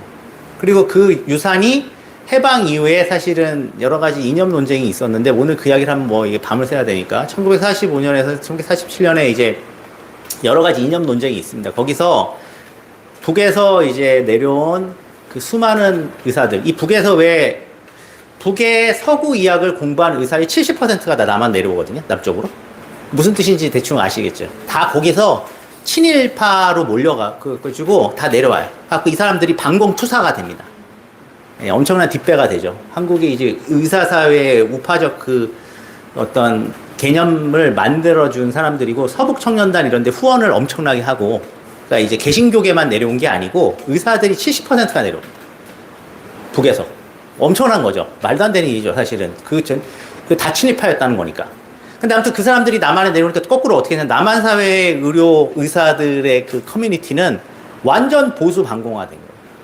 그리고 이제 그때 이념 논쟁에서 이제 뭐 이런 의료를 공공화하자. 우리도 최소한도 주요 선진국, 당시에 이제 그 2차 세계대전 끝나자마자 영국 같은 경우는 이제 NHS를 막 도입하고, 그러니까 이제 자본주의 국가라고 하더라도 의료 서비스는 국가가 책임져야 돼. 그리고 아까 그 청진이들 이야기하셨지만 영국의 그 1948년 NHS의 핵심 원칙 중에 하나가 뭐냐면 의사와 환자 사이에는 어떠한 금전 거래도 있어서는 안 된다는 거거든요. 그러면은 그 돈이 있는 사람을 진료하게 되기 때문에 지금도 그 원칙은 지켜지고 있습니다. NHS에서. 그러니까 그런 원칙들을 자본주의 국가도 만들던 아주 그런 시절이잖아요. 근데 한국에서는 그 논쟁을 벌일 때 북에서 내려온 그 70%나 되는 그런 이 방공 의사들과 그 다음에 남한에서 또 이제 그 계속 그 잘 먹고 잘 살던 의사들과 그리고 미군정과 이게 협잡이 돼가지고 사실은 이제 미국식 의료 시스템으로 가야 된다. 그러면서 친일파 중에 친일파였던 그 세브란스 병원장 같은 이용설이나 이런 사람들을 데려다가 이제 미네소타 프로젝트라고 해가지고 의사들을 미국에 연수 갔다 오면서 미국식 전문의제도 만들고 하면서 여기까지 온 거고. 그러니까 자연스럽게 미국 시스템으로 그냥 이식한 거지. 그러니까 일본식 도제 시스템만 남아있고 의료 공급 시스템은 미국식으로 가져온 거죠. 그러니까 이게 이렇게 제가 대단히 요약적으로 말씀드린 건데 그 과정마다 여러 가지 일들이 있었고 그리고 이제 아시다시피 이승만 박정희 정권은 전형적인 친미 그리고 이 시장주의 정부고 그리고 이제 이런 의료 서비스에 대한 어떤 일정 정도의 그나마 스트레스는 당시에 이제 북조선이 나름 무상의료를 하고 있었기 때문에 체제 경쟁 차원에서만 고려를 했어요. 1977년에 이제 직장건강보험 도입도 그런 체제 경쟁과 내부적인 노동자들의 이제 어떤 투쟁의 결과인 거지. 박정희가 뭐 대단한 그 박근혜가 옛날에 한번 헛소리 했었는데 우리 아버지가 복지국가에 복지국가를 만든 사람이 자기 아버지를 말도 안 되는 소리죠. 박정희는 그럴 생각이 아예 없었고, 밀려서 결국은 그것도 찔끔 직장 건강보험, 그것조차도 국가가 돈을 내기 싫어가지고 미루다가 지금의 이 기업하고 노동자가 1대1로 보험료를 내는 이런 가장 퇴행적인 그 이제 구조로 이거를 만든 거고요. 그래서 이 모든 산물들이 다 일제 식민지 저는 유산을 청산하지 못한 데에서 시작이 됐다. 그리고 지금이라도 늦지 않았다. 이 문제에 대해서는 저희가 한번 다시 다 점검을 하고 이제는 역사적으로도 한번 평가를 할 필요가 있다고 생각을 합니다. 이게 우리 현대사하고 또 연계가 또 되어 있었네요, 보니까요. 저도 이 책을 보면서 저한테는 제일 흥미로운 대목이 우리 건강보험 제정을 하는 건강보험의 변천사였어요. 사실 이제 공공의료 확대, 영리의료 이런 것들과 다르게 재정 문제. 우리나라가 보통 건강보험 보장성이 한 65% 정도? 그 정도 되면 보통 우리나라 사람들은 우리나라 건강보험 매우 잘 돼 있다라는 평을 되게 많이 하거든요. 그리고 이걸 국가도 자랑하고 국민들도 그렇게 인식하는 면이 많이 있어요. 그런데 이 책에서는 이런 의료보장제도가 매우 좀 늦게 도입되고 많이 너무 비흡하다. 그리고 이 대목이 가장 인상적이었어요. 건강보험공단이 이용자들을 보호해주지 않는다. 이용자들 편에 서지 않는다. 이런 대목이 있어요. 이 대목이 굉장히 흥미로웠습니다. 그 이야기 한번 들어보고 싶어요. 의료보장제도 속에서 건강보험이 어떻게 변해왔는지. 우리 박사님이실 것 같아요. 네. 가스라이팅의 결과죠. 우리나라 건강보험이 오바마도 부러워하는 국민건강보험. 이 카피 기억하실 거예요. 저 굉장히 그거 그 당시에 청와대에서 아주 고심 끝에 잘했다. 일을 잘하는구나. 이런 생각이 들었고요. 아까 이제 북한에서 내려오신 분 얘기도 하셨고, NHS 얘기, 영국 얘기도 해주셨는데요. 공적인 의료보험이 있는 나라는요, 의원이나 병원 가서 돈을 안 냅니다. 이게 정상입니다. 공적인 의료보험이 있는 나라는요, 내가 어디 갈지 막 클릭해서 찾지 않아요. 홈쇼핑에서 누가 나와서 그거 한다고 나 어디 병이 있을까? 이렇게 하지 않아요. 주치의가 있습니다. 제가 독일에서 한 7년 정도 공부를 하다 왔는데, 독일 가서 그거예요. 내가 어디 아프면 나를 봐주는 그 의사한테 가요, 그냥. 내 미리 고민도 안 해. 그냥 가서 그분이 하라는 대로 그냥 해요. 물론 한국하고 비교하면요, 제가 한번 이제 굉장히 좀 장 있는 데가 아파가지고 이제 검사를 받아야 되는데, 야, 독일이 선진국이라더니 이런 거지 같은 장비를 갖고 나를 지금 보려고 그래? 이런 생각했어요. 되게 장비가 이렇게 오래된 건데요. 그분은 그걸 갖고 절 충분히 진찰을 해주셨고 검사를 하셨어요. 나중에 한국을 보니까 한국은 너무 기계가 다 새 거고 대단해요. 근데 내가 매번 돈을 내야 돼요. 그리고 내가 어느 의사를 어느 의사를 만나야 될지 막 고민을 해야 돼요. 그러니까 안 해도 돼야 될 고민과 안 내도 됐을 법한 돈을 내야 되는 거죠. 이 무슨 차이가 있을까? 요 앞에서 말씀하신 것처럼 박정희가 그 복지국가의 선구자라고 박근혜 그 대통령 후보자로 나왔을 때 막 그런 얘기 했었거든요. 근거는 두 가지입니다. 박정희가 쿠데타 일으키고 대통령 되자마자 뭘 했냐면 사회복지 관련 1년 법안을 61년도에 쫙 만들어요. 왜 만들었냐? 나 쿠데타 했지만 나는 헌법적으로 이렇게 나쁜 사람이 아니어서 그때 의료보험법도 만들어요. 사실 63년도에 만들고 산업재해보상보험법도 그때 만들고 막 이래요. 자, 만들기만 합니다. 국민들은 몰라요. 우리나라의 복지법이 실제 적용을 안 했거든요. 이 적용을 하려고 시작했던 게 전태일 열사가 이제 군신하시고 나시고 그때 우리가 남북 교류를 처음 시작하잖아요. 북한을 딱 가서 보니까 무상의료가 있고, 그러니까 북한을 갔다 온 사람이 딱 박정희한테 그렇게 얘기한 거예요. 우리가 다 앞섰는데 쟤네 무상의료 같은 걸 하는데 우린 그런 게 없잖아요. 그래서 그때부터 준비에 들어갑니다. 근데 준비에 들어가면서도 무슨 고민을 했냐면 돈을 쓸 생각을 안 해요. 그러면 돈을 안 쓰고 우리가 생색을 내면서 그런 제도를 할 수 있는 방법은 뭐야? 사회보험이 있구나. 그럼 사회보험을 하는 유럽 국가들이 이제 딱 보면 아까도 말씀하셨지만 사용주가 더 많이 내요, 보험료를. 사용주하고 노동자랑 5대5로 내는 나라는 대표적으로 독일, 일본, 우리나라입니다. 자, 그럼 독일, 일본은 어떤 차이가 있냐면 의료 공급 구조가 우리처럼 대표적으로요, 기업이 종합병원을 갖고 있는 나라는 없습니다. 아산과 삼성이 종합병원 갖고 있는 거 이상하게 생각을 안 해요, 우리나라 국민들은. 기업이 다 잘하지 뭐. 이렇게 생각하죠? 기업이 하면 절대 안 되는 거라고 생각해요, 유럽 사람들. 절대 하면 안 되는 거예요. 왜? 기업은 왜 작동하죠? 이윤을 내려고. 근데 현대 아산은 무슨 얘기 하냐면 우리는 사회복지 재단을 통해서 환원을 하는 거야 라고 얘기를 하지만 이들이 주로 의료산업 영역에서 뭘 했냐면 패러다임을 끌고 가는 거랬죠. 대형화. 그리고 그걸 통해서 어떤 식으로 의료 영역이 그리고 이들의 확장을 통해서 건강보험 급여는 확장되기가 더 어려워져요, 점점. 저희가 사실은 이제 제가 두 선생님한테 이제 맨 처음에 고민될 때 그런 말씀드렸어요. 우리가 맨날 보장성 강화 투쟁을 해왔거든요. 20년 가까이 했어요. 자, 그럼 이만큼 늘리잖아요. 그럼 비급여가 이만큼 생겨요. 그럼 맨날 제자리인 거예요. 맨날 제자리. 민주당 정부 들어오면 우리는 뭔가 달라질 것처럼 굴죠. 하지만 달라지지 못해요. 구조적인 시장을 바꿔 의료에서 돈벌이를 하겠다는 걸 제거하지 못하면 이건 안 되는데 제거하기 위한 노력을 공적 의료보험을 도입하면서도 안 했어요. 정부가 그러면 돈을 내는 게 지금도 이런 거죠. 우리 이제 건강보험 재정은 딱 우리 가입자들이 낸 보험료에다가 국가가 내년도 예산의 20%.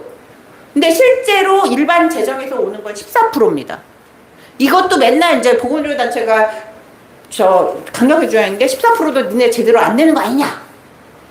그러면서 지금 계속 장기축에 나오는 거 여러분들 제일 많이 들은 게 건강보험료가 적자가 된다. 이 얘기 제일 많이 들으셨을 거예요. 내년도 보험료가 조금 오릅니다. 이게 다 이제 적자 논리거든요. 근데 적자가 당장 되는 게 아니에요. 지금 그 적자를 자꾸 얘기하는 거 뭐냐면 저희가 어떤 특수한 보험료 갖고 이제 운영을 하다 보면 어떤 경제위기나 특수한 상황이 있잖아요. 또 준비금이라는 걸 이렇게 해놔야 되는데 준비금이 이제 좀 바닥을 치는 어떤 상황들이 올 때 이거를 그냥 바로 적자로 보고 사실은 적자 개념 자체가 되게 이 영역에서는 좀 더 엄격하게 적용을 해야 되는데 우리나라 기재부나 재정을 편성하시는 분들은 이게 올 것이 이게 다 가입자들이 내야 될 돈이라는 관점 하에서 계속 접근을 하고 그러니까 수입 측면은 가입자한테 다 무료예요. 근데 우리가 보험료를 이제 모아서 운영을 그러면 건강보험공단이 잘 관리해서 이렇게 운영을 해야 되는데 의료비에 대한 통제권이 없습니다. 수가 얘기 맨날 하잖아요. 수가 얘기 우리나라 수가 너무 싸다 그 얘기 해요. 뭐 쌀 수 있어요. 그런데 행위별과제라는 거가 이제 책에서 설명을 드렸지만 의사가 행위하는 모든 거에 값을 매기는 거거든요. 공짜 의료보험을 하는 나라가 이렇게 수과제를 운영하는 나라는 거의 없어요. 행위별 수과제가 메인이 되면 안 돼요. 그럼 의료비 통제를 할 수 없고, 이게 지금 건강보험에서의 문제뿐만 아니라 올 1월에 난리가 난 게 사보험 회사들이 여러분들 다 갖고 계시는 실손형보험 등등해서 적립금 바닥났으니까 보험료 올려야 되고 본인금 부담금도 올리겠다 막 이런 얘기 나오잖아요. 지금 사보험에서도 의료비 통제를 못해서 난리예요.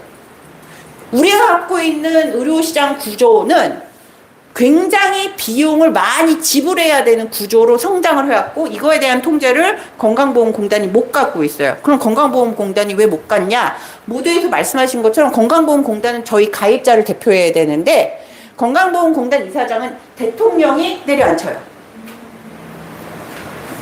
자, 독일은 그러면 어떻게 될까? 독일은 가입자들이 투표합니다. 그래서 대의원을 선출해요. 물론 그렇다고 걔네가 막 되게 이상적이고 훌륭한 건 아니에요. 그렇지만 적어도 얘는 뭘 하냐면 정부의 방침과 보험 재정이 따로 독립해서 운영이 돼요. 정부 멋대로 못해요. 정부는 오히려 여기 돈을 투입해야 되는 역할을 합니다. 근데 우리는 뭐냐면 정부 멋대로, 정부는 여기 단 14% 재정을 투입하면서 감나라, 대추나라 다 하고 있는 거예요. 그리고 정말 정부가 해야 될 거, 공공의료 공급구조도, 공공병원도 못 늘리고, 의사들에 대한 것도 어떻게 자기네 이렇게 어떤 기준을 못 만들면서 의료비 통제조차 할 수 없는 상황까지 왔는데, 지금 이제 막 비용을 건강보험 재정으로 지금 이제 못하니까, 지금 계속 못할 것 같으니까, 우울한 통계들이 계속 나오고 있어요. 전망치들이. 그래서 이제 제가 좀 강력하게 말씀드리고 싶은 건, 어쨌든 가입자가 중심이 서야 된 제도라는 게 분명하고, 가입자가 중심이 되기 위해서 각자가 사실 지역가입자, 직장가입자들이, 우리는 이제 매달 사실은 보험료를 계속 기여를 하고 있는데, 기여하는 거에 대한 아까움은 있는데 이 제도의 주인으로 서기 위한 개입, 관심은 굉장히 떨어지거든요. 그러니까 저는 내란 세력을 이렇게 딱 몰아내는 현장의 운동은 이런 운동이 돼야 되는 게 아닌가, 이런 생각이 들어요. 왜냐하면 여기 곳곳에 다 내란 세력들입니다. 우리가 절대 주인으로 서지 못하게끔 곳곳에 다 있고, 복지부가 각종 위원회에 자기네 입맛에 맞는 사람들만 들어오게끔 그렇게 하거든요. 이걸 다 쳐내고 우리가 이 건강보험 제도의 주인으로 좀 서야 되지 않을까. 우울한 얘기 아까 하신다 했는데, 그럼에도 불구하고 지금 아직 그 과거에 승리 경험 있으신 세대들도 있기 때문에 우리가 후세대를 위해서 할 건 좋은 제도 남기는 거다. 저는 이런 생각을 책에도 썼고, 그 말씀을 좀 드리면서 우리가 좀 그걸 같이 하자. 이제 좀 은퇴하시는 선배님들도 시간 좀 남으시니까 하자. 이런 말씀 드리고 싶습니다. 이게 우리나라가 그 교육 자치를 하는데, 듣고 보니까 의료 자치를 해서 공단 이사장을 직선제로 뽑아야 될까요? 아마 생각해볼 만하다고 생각합니다. 내용이 별로 생각하지 못했던 내용인데, 그 보험 가입자가, 보험자가 국민들을, 시민들의 편을 서지 않는다는 건 꼭 바뀌어야겠다, 이런 생각이 좀 들었습니다. 자, 이제 저희가 점점 이제 마지막 단계로 이 책이, 물론 문제가 있는 것을 했기 때문에 이게 괜찮을까, 너무 암울할 수 있죠. 그렇지 않습니다. 늘 마지막 사장에는 굉장히 희망적인 이야기들이 많이 담겨 있습니다. 여기에 이제 새로운 의료, 좋은 의료 이렇게 많이 있는 것 같아요. 기술의학, 의료 상품화, 영리의료를 좀 벗어나서 좀 더 나은 의료에 대한 구상을 좀 피력해 주셨어요. 거기에서 여기서 이제 많이 지적하고 있는 저출생, 초고령 사회에 대비하기 위해서 국가의 책임이 높아져야 된다. 자, 좋은 의료를 좀 만들어 보자. 이 이야기 한번 좀 들려주십시오.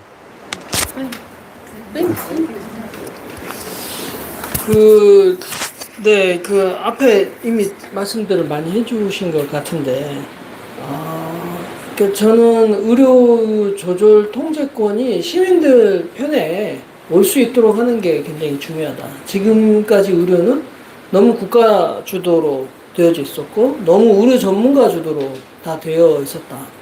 그래서 이거를 그게 아니라 우리는 이게 필요해.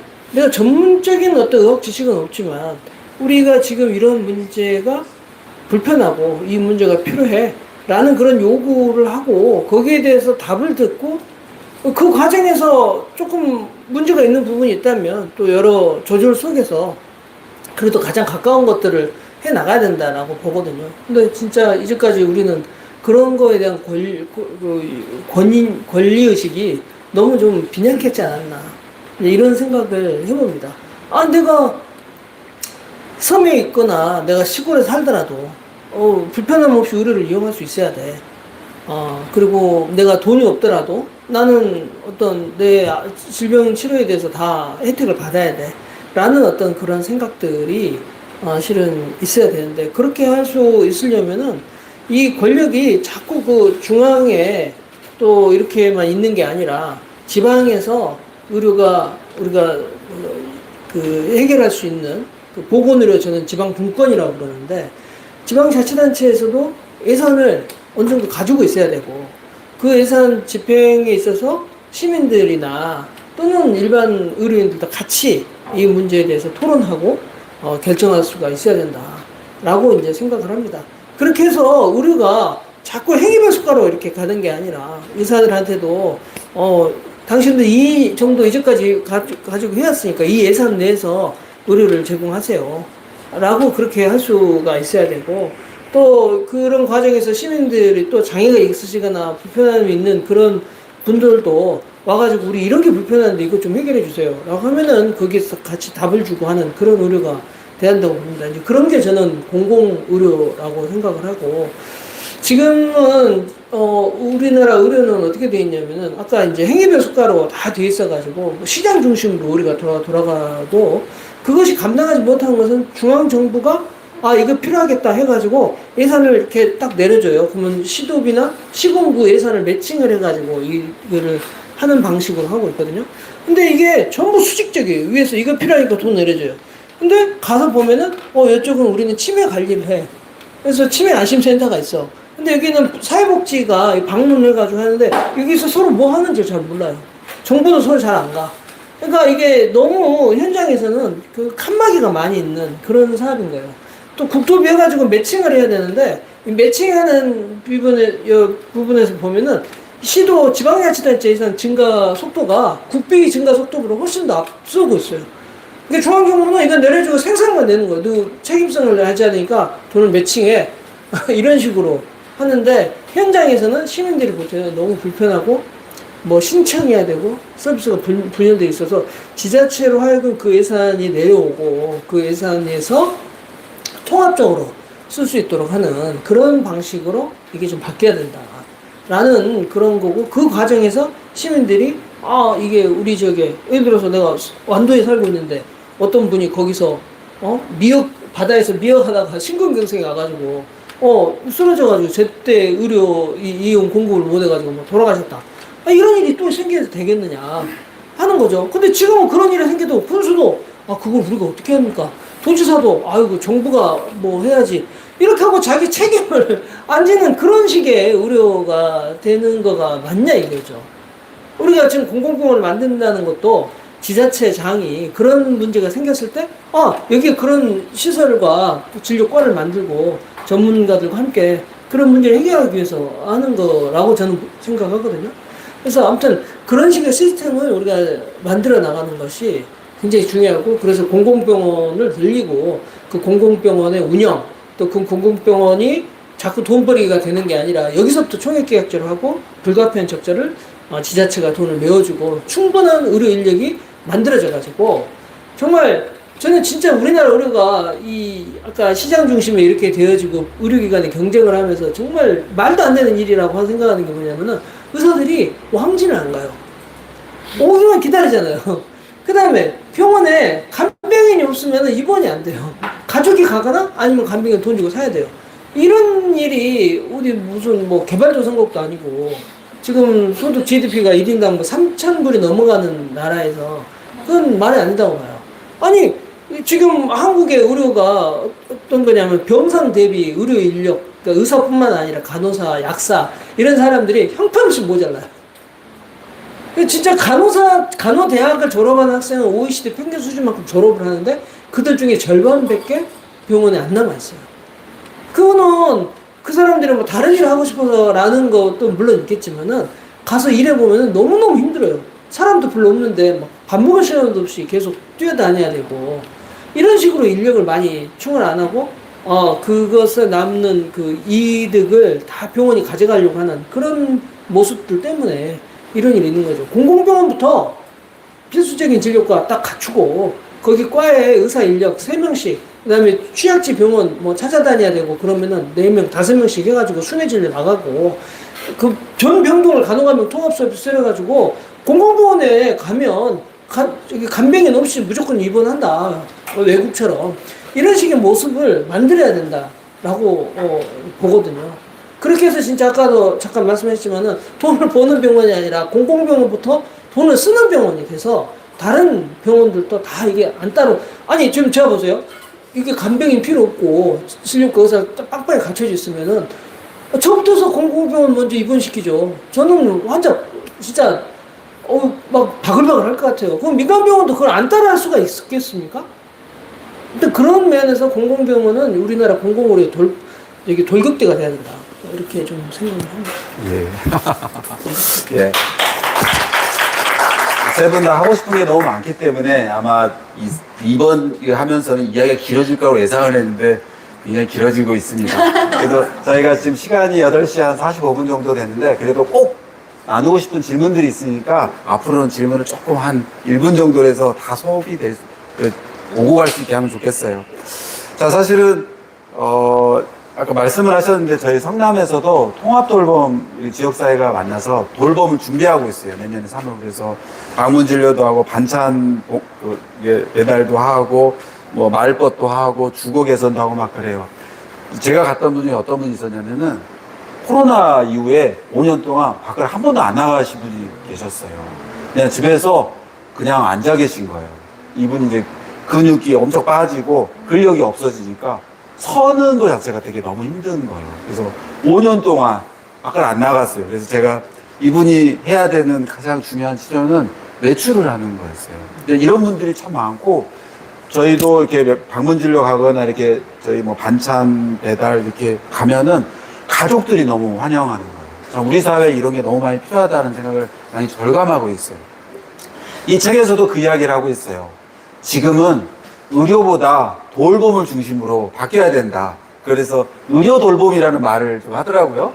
요거에 대해서 길진 않, 좀 짧게 한번 이야기를 한번 해주시면 좋을 것 같아요. 어떤 분이? 사실 책 안에서 이제 의료의 본원은 돌봄이다. 이렇게 말씀해 주신 건 정선생님이시긴 한데, 지금 이제 통합돌봄 이렇게, 그러니까 의료와 메디컬하고 케어가 완전 막 분리돼서 전혀 상관없는 것처럼. 그리고 병원에서는 병원 안에서도 우리나라 되게 특이한 구조가 간호사가 케어를 안 하잖아요. 간호조무사가 있고 되게 위계적이고 이 되게 독특한 문화거든요. 간호사가 다 하는 일이에요, 원래는. 그래서 그러면 이게 뭔가 하면 결국은 이제 독특한 한국의 의료 문화가 그 메디컬이라는 걸 아주 특화시켰고 돌봄은 마치 딴 영역이고 다들 아시겠지만 한국의 돌봄은 2006년 이후부터 현재까지 정부가 사회적으로 가장 싼 가치의 노동시장으로 만들어놨어요. 근데 이제 내년도 3월부터 이제 통합돌봄이 본격적으로 시행이 되는데, 이게 이제 2년 전에 만들어져서 지금 3년 동안 이제 시범하다가 내년 3월에 시행을 하는데, 가장 큰 문제가 뭐냐면, 저희 주치의제가 없잖아요. 그래서 모든 시범 사업에서 가장 구멍으로 지금 남는 게, 의료가 안 붙으니까 안 되는 거예요. 이제 박 선생님 같이 좋은 뜻을 갖고 이건 개인의 의지예요. 이렇게 해서 지역이 시스템화돼서 의료를 근간에 두고 실제로 그 케어하고 메디컬이 잘 융합이 돼서 통합적으로 접근이 돼야 되는데 다 거의 실패했습니다. 의료 관련된 부분이. 그 돌봄은 어쨌든 지금 새 정부도 가겠다, 통합돌봄 가겠다라고 목표는 설정돼 있으니까요. 그런데 이제 다 수가 문제에서 걸리는 거예요.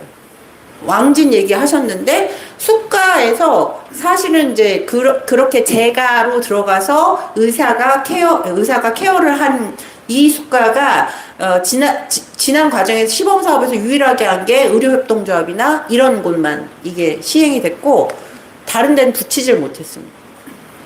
그러니까 이게 사실은 의료 영역뿐만 아니라 지금 통합돌봄하면 되게 다 영역이 다 붙어서 가야 되는데 이 다 영역이 칸막이 문제도 해결해야 되고 의료뿐만 아니라 우리나라는 돌봄도 여러분들 다 시장 중심으로 지금 돼 있거든요. 이거를 그럼 지자체가 어떻게 통합적으로 접근할 것이냐 이 그러니까 생각도 바꿔야 되고 그거에 맞게 시스템을 바꿔야 되는데 사실 이 준비가 굉장히 미약하게 되어 있는 상태고 발달장애 같은 경우는 이쪽에 지금 예산이 엄청 많이 투입되고 있거든요. 근데 이쪽은 사실 서비스를 서로 제공하려고 난리가 났어요. 근데 서비스를 서로 제공하려고 하는 게 보다 나은 어떤 그러니까 사회적 어떤 목표 이런 거라기보다는 사실은 이제 기존의 돌봄 시장처럼 이제 돈판이 되고 있는 거죠. 그래서 되게 우려스럽습니다. 한쪽은 기본적인 어떤 틀거리를 정리하지 못한 상태에서 지향은 여러분들 우리가 초고령 사회에 진입했기 때문에 돌봄이 강조되면서 지역사회가 뭔가 할 것처럼 얘기를 하지만 지자체는 이거와 관련돼서 예산도 확보해야 되고 사람도 키워야 되고 의지를 가져야 돼요. 그런데 이 부분과 관련해서 사실은 구체적으로 이게 변화를 도모하는 지자체가 많이 발견이 되지 않고 있고요. 여기에 제 최근에 이제 문제의식은 지역소멸 얘기가 오늘 이제 나왔는데 지역소멸을 결국은 사전적으로 방어하긴 이미 끝났어요. 사전 기간은 끝났고 이제 와서 할 수 있는 최상은 뭐냐면 지자체한테 맡기면 재원이 여유롭지 않기 때문에 저는 중앙정부가 두 가지를 해야 된다고 봐요. 의료하고 교육에 있어서 분에 넘칠 만큼 돈을 투입을 해야지 효과가 납니다. 국민 소비 쿠폰 지역 소멸 지역에 10만 원씩 더 준다고 해결될 문제가 아니에요.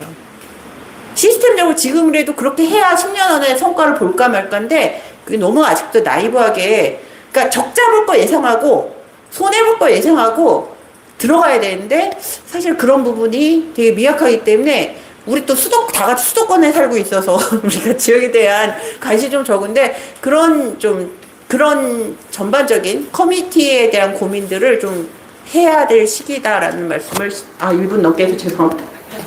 아니요. 매우 의미 있는 말씀이에요. 우리 박사님 이야기할 때만 막 박수가 나오는 것 같아요. 제가 사전에 좀 네. 따로 한번 모시겠습니다. 자, 저희가 준비한 질문들이 사실 엄청 많았어요. 그랬는데 시간상 다 못했지. 그래도 이 질문을 꼭 했으면 좋겠어요.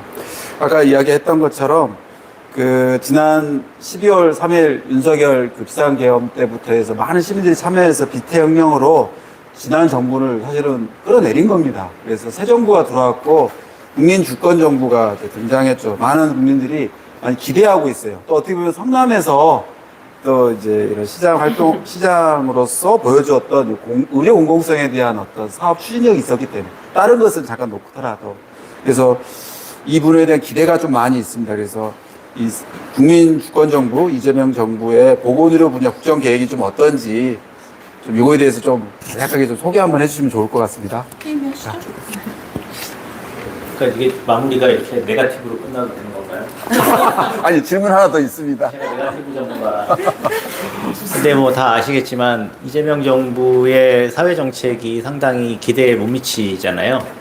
다른 부분도 마찬가지인데 소비 쿠폰은 이렇게 승수 효과 노려서 돌리는 거니까. 근데 이제 중요한 건 공공의료기관을 늘린다든지 건강보험을 강화한다든지 그런 것들 저도 기대했는데 실제로 참여한 분들의 의지도 잘 반영이 안 됐고 지금 현재로서는 당장 8월 말에 지금 보건복지 예산이 나왔는데 본인의 이제 공약이었던 건강보험 국고 지원을 이제 늘리겠다라는 것도 하나도 안 지켰거든요.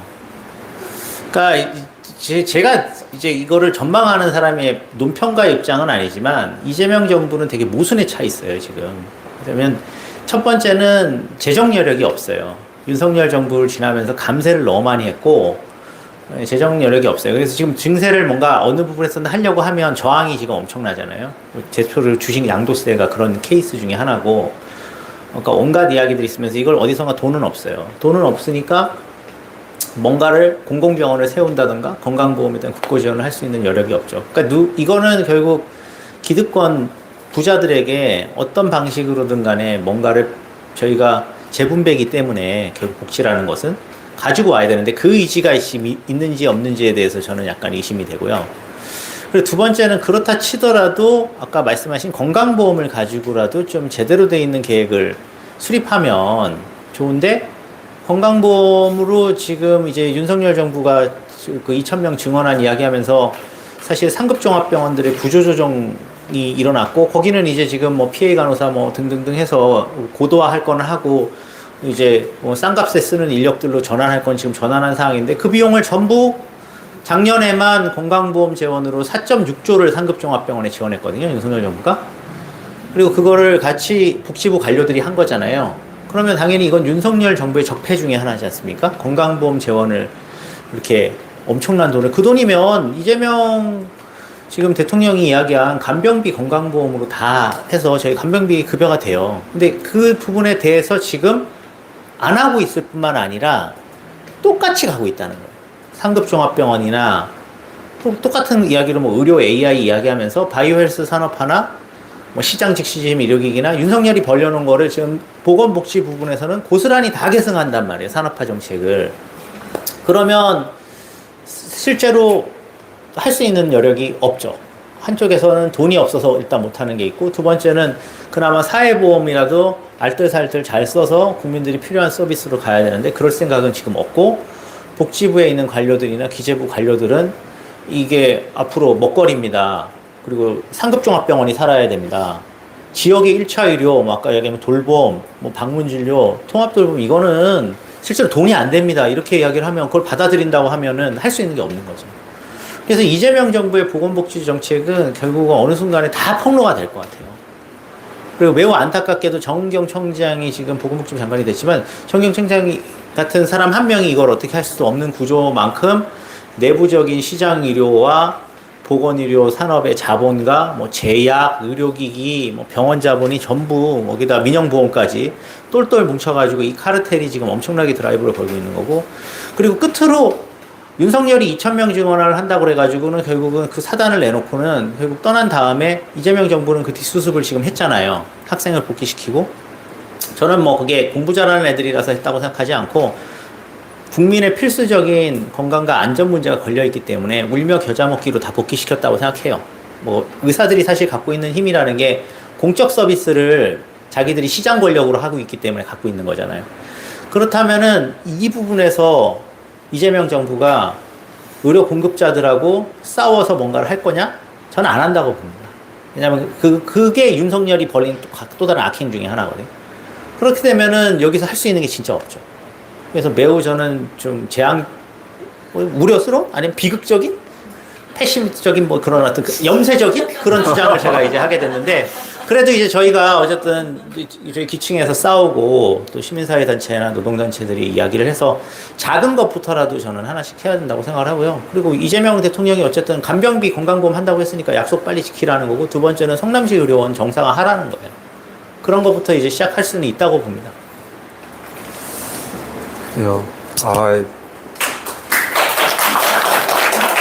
우리 정영주 원장님이 이렇게 말씀을 이렇게 하지만 굉장히 낙천적인 분이세요.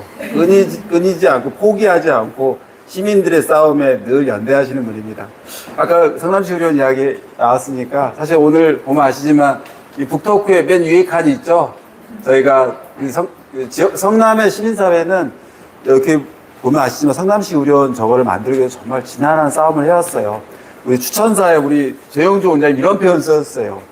이건 성남 시민들의 투쟁의 성과물이다라는 평가를 하셨어요. 바로 이 앞에 성남시 의료원이 있습니다. 그래서 성남시 의료원이 아시지만 신장시장이 그러고 나서부터 위탁을 하겠다고 선언하고 6월 달에 취임해가지고 시민사회가 8월 달에 위탁 반대 시민공대회를 구성해가지고 지금까지 하고 있어요. 사실 지금은 새 정부가 들어와가지고 보건복지부에서 위탁을 불승인하는 것을 저희는 답을 기다리고 있어요. 저희가 얼마 전에 확인해 보니까 그것에 대해서 아직 답이 미정 상태라고 발표를 안 하는 게 아니라 그거에 대한 미정 상태라고 하더라고요.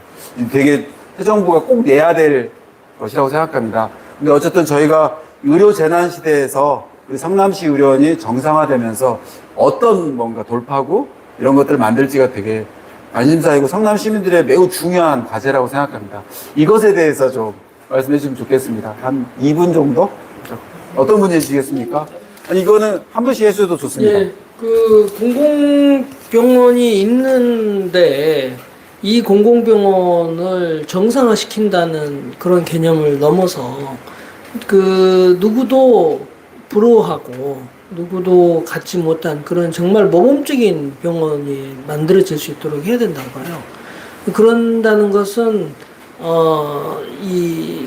어떤 병원의 운영과 관련해서 그 정부하고 지자체가 불가피한 적자 이런 부분들을 충분히 메워주고 공단도 이런 공공병원을 중심으로 총액계약제 이런 형태로 나갈 수 있도록 뭐 그렇게 하는 부분이 필요하고 또 이 지금 그 이사회라거나 이런 운영 관련해서 시민들의 참여 이렇게 이제 좀 보장해 나가는 이런 거가 저는 필요하다고 봅니다. 아까 재관용 선생님도 그런 말씀을 하셨지만은 지금 이 성남뿐만 아니라 지금 지역에 예를 들어서 지금 대전도 처음에 뭐 한 1,몇백억 들 거라고 생각했는데 지금 건축 단가가 많이 올라가지고 지금 기재부는 계속 그 돈을 더 안 주려고 하고 있어요. 그런 부분이고 또 그다음에 지금 현재 그 지방의 그 의료원들은 인력 정원도 다른 민간 병원보다 더 작아요. 그러니까 그런 것들 좀 제대로 늘리고 이렇게 하려면은 시설에 대한 투자, 인력에 대한 투자를 제대로 해야 되는 그런 거거든요. 그러니까 진짜 돈은 지금 지방에 의료와 관련된 인프라 투자를 어마어마하게 해야 되고 또 그런 부분 관련해서 수가 체계라거나 이런 부분들을 다 지금 변화시켜 나가는 혁신을 걸어 나가야 된다. 이렇게 좀 봅니다. 예. 네, 아무튼 그런 일들을 좀 같이 해 나가면 좋을 것 같아요. 예. 뭐 한 분씩 해주셔도 좋습니다. 이 대목은. 네. 제가 오늘 좀 일찍 와서 건너갔다 왔어요. 근데, 제가 최근에 다녀왔던 의료원 중에 제일 좋아요, 시설이. 새 거고. 근데 이제 요번에 오기 전에 제가 어제 이제 최근 성남 의료원과 관련된 기사를 쭉 봤는데, 그러니까 지자체장이 누가 되냐에 따라서 너무 이게 좌지우지 되니까, 그러니까 우리는 실제로, 지역 민주주의를 더 강화시키기 위해서,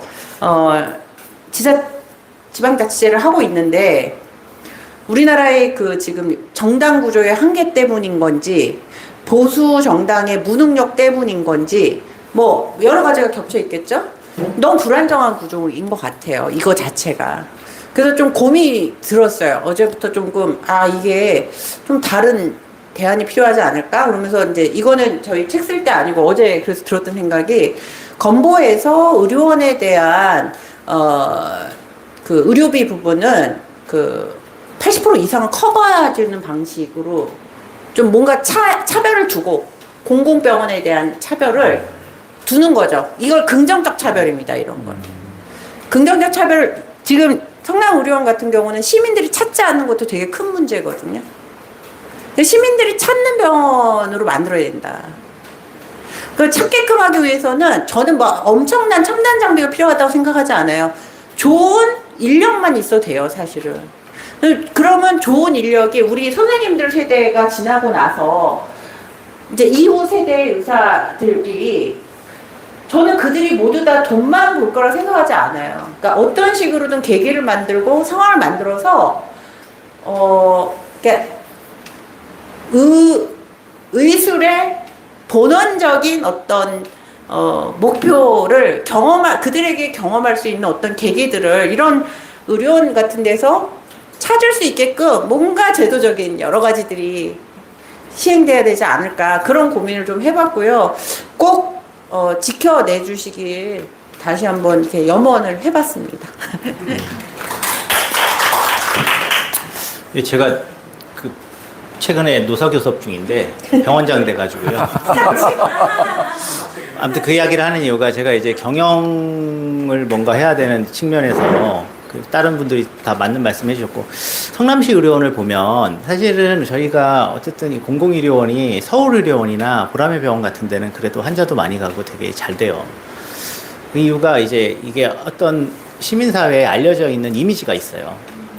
그래서 뭐 경영 쪽에서 아주 유명한 피터 드러커라는 사람이 한 말인데, 이게 워낙 유명한 말이고 저는 이거 동의를 하는데, 문화는 전략을 아침 식사에 먹어 치운다는 말이 있어요. 제가 영어로 이야기하면 이게 발음이 안 좋으니까 이해하시고. 그러니까 이게 뭐냐면은 어떤 우리가 경영 뭐 측면의 전략이나 뭐 어떤 컨셉 그거보다는 이 컬처가 훨씬 더 중요해요. 조직 컬처도 중요하고. 그러니까 이게 어떤 이미지냐가 가장 중요하거든요. 그러니까 뭔가 의료 소비를 부추기는 병원, 뭐 첨단 고도 병원 이런 걸, 그런 망상을 갖고 있던 은수미 시장이 뭐 최근에 이제 뭐 3년 된 것 같은데 이 병원을 망가뜨린 거예요. 시작이 거기서 저는 됐다고 보고, 두 번째는 신상진이 와서 이걸 망가뜨릴 각오로 이제 또 덤빈 거잖아요. 그렇다면은 문화라는 게 어떤 거냐?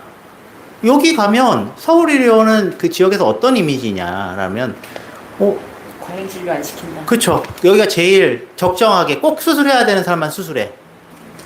라는 이미지가 있어요. 보라매 병원도 비슷합니다. 가장 중요한 게 그런 거라고 저는 생각하고요. 그래서 그런 측면에서는 병원장이 정신 박힌 사람이 와야 되고, 시장 당연히 제정신인 사람이어야 되고, 정상적인 문화적 소양을 갖고 있어요. 의료는 소비고, 많이 생산하고, 많이 소비하면 좋고, 첨단 고도 의료가 좋고, 무슨 암 치료니, 로봇 치료니, 무슨 산소 탱크니, 그런 이제 여기서 쫓아내는 게, 그게 이제 저는 중요하다고 생각하고, 그 일은 이제 여기 계신 분들이 또 잘하실 거라고 생각을 합니다. 그래서 우리 성남시 의료원은 많은 분들이 애정을 많이 가지고, 특히 여기 계신 분들은 뭔가 이걸 관련해서 요청하시면 만사 제껴놓고 오셨던 분들입니다. 이거는 이제 지역사회가 꼭 병원 위탁하지 않고 시민의 손에서 커갈 수 있도록 만들어갈 과제라고 생각합니다. 자, 사실 저희가 좀 저자분들 모시고 준비했던 질문은 몇 개 못한 건 있지만 거의 다 한 거거든요. 원래는 좀 시간이 여력이 있으면 질문도 받고 싶었는데 지금 시간이 한 9시 5분을 좀 지나고 있어요. 너무 늦으면 좀 그럴 것 같으니까요. 북토크는 이렇게 해서 좀 마감할까 해요. 좀 아쉽지만 괜찮을까요? 네. 끝난 건 아니고요. 2부 행사로 디프리를 하려고 합니다. 디프리 장소 소개해 주시면 같이 가주실 거죠? 세 분 다 가시니까 질문 같은 게 있으면 거기 와셔서 하시면 해주실 겁니다. 안내 좀 한번 해주세요. 네. 네. 우리 오늘 준비를 제일 많이 해주신 우리 김재 국장님입니다. 안녕하세요. 네, 뒤풀이 장소는 한 마리 아니고 두 마리가 나오는 치킨집이 있거든요. 그래서 내려가셔서 좌측으로 한 7, 80m 내려가시면 한 예약을 해놨으니까 가서 시원하게 맥주 한잔 하시면서 또 우리 선생님들과 더 못다한 좀 뒷담화도 좀 하고 앞담화도 좀 하면서 이야기를 좀 많이 풀어갔으면 좋겠습니다. 감사합니다. 자, 오늘 행사는 북토크는 이렇게 마칠까 합니다. 괜찮으시죠? 네.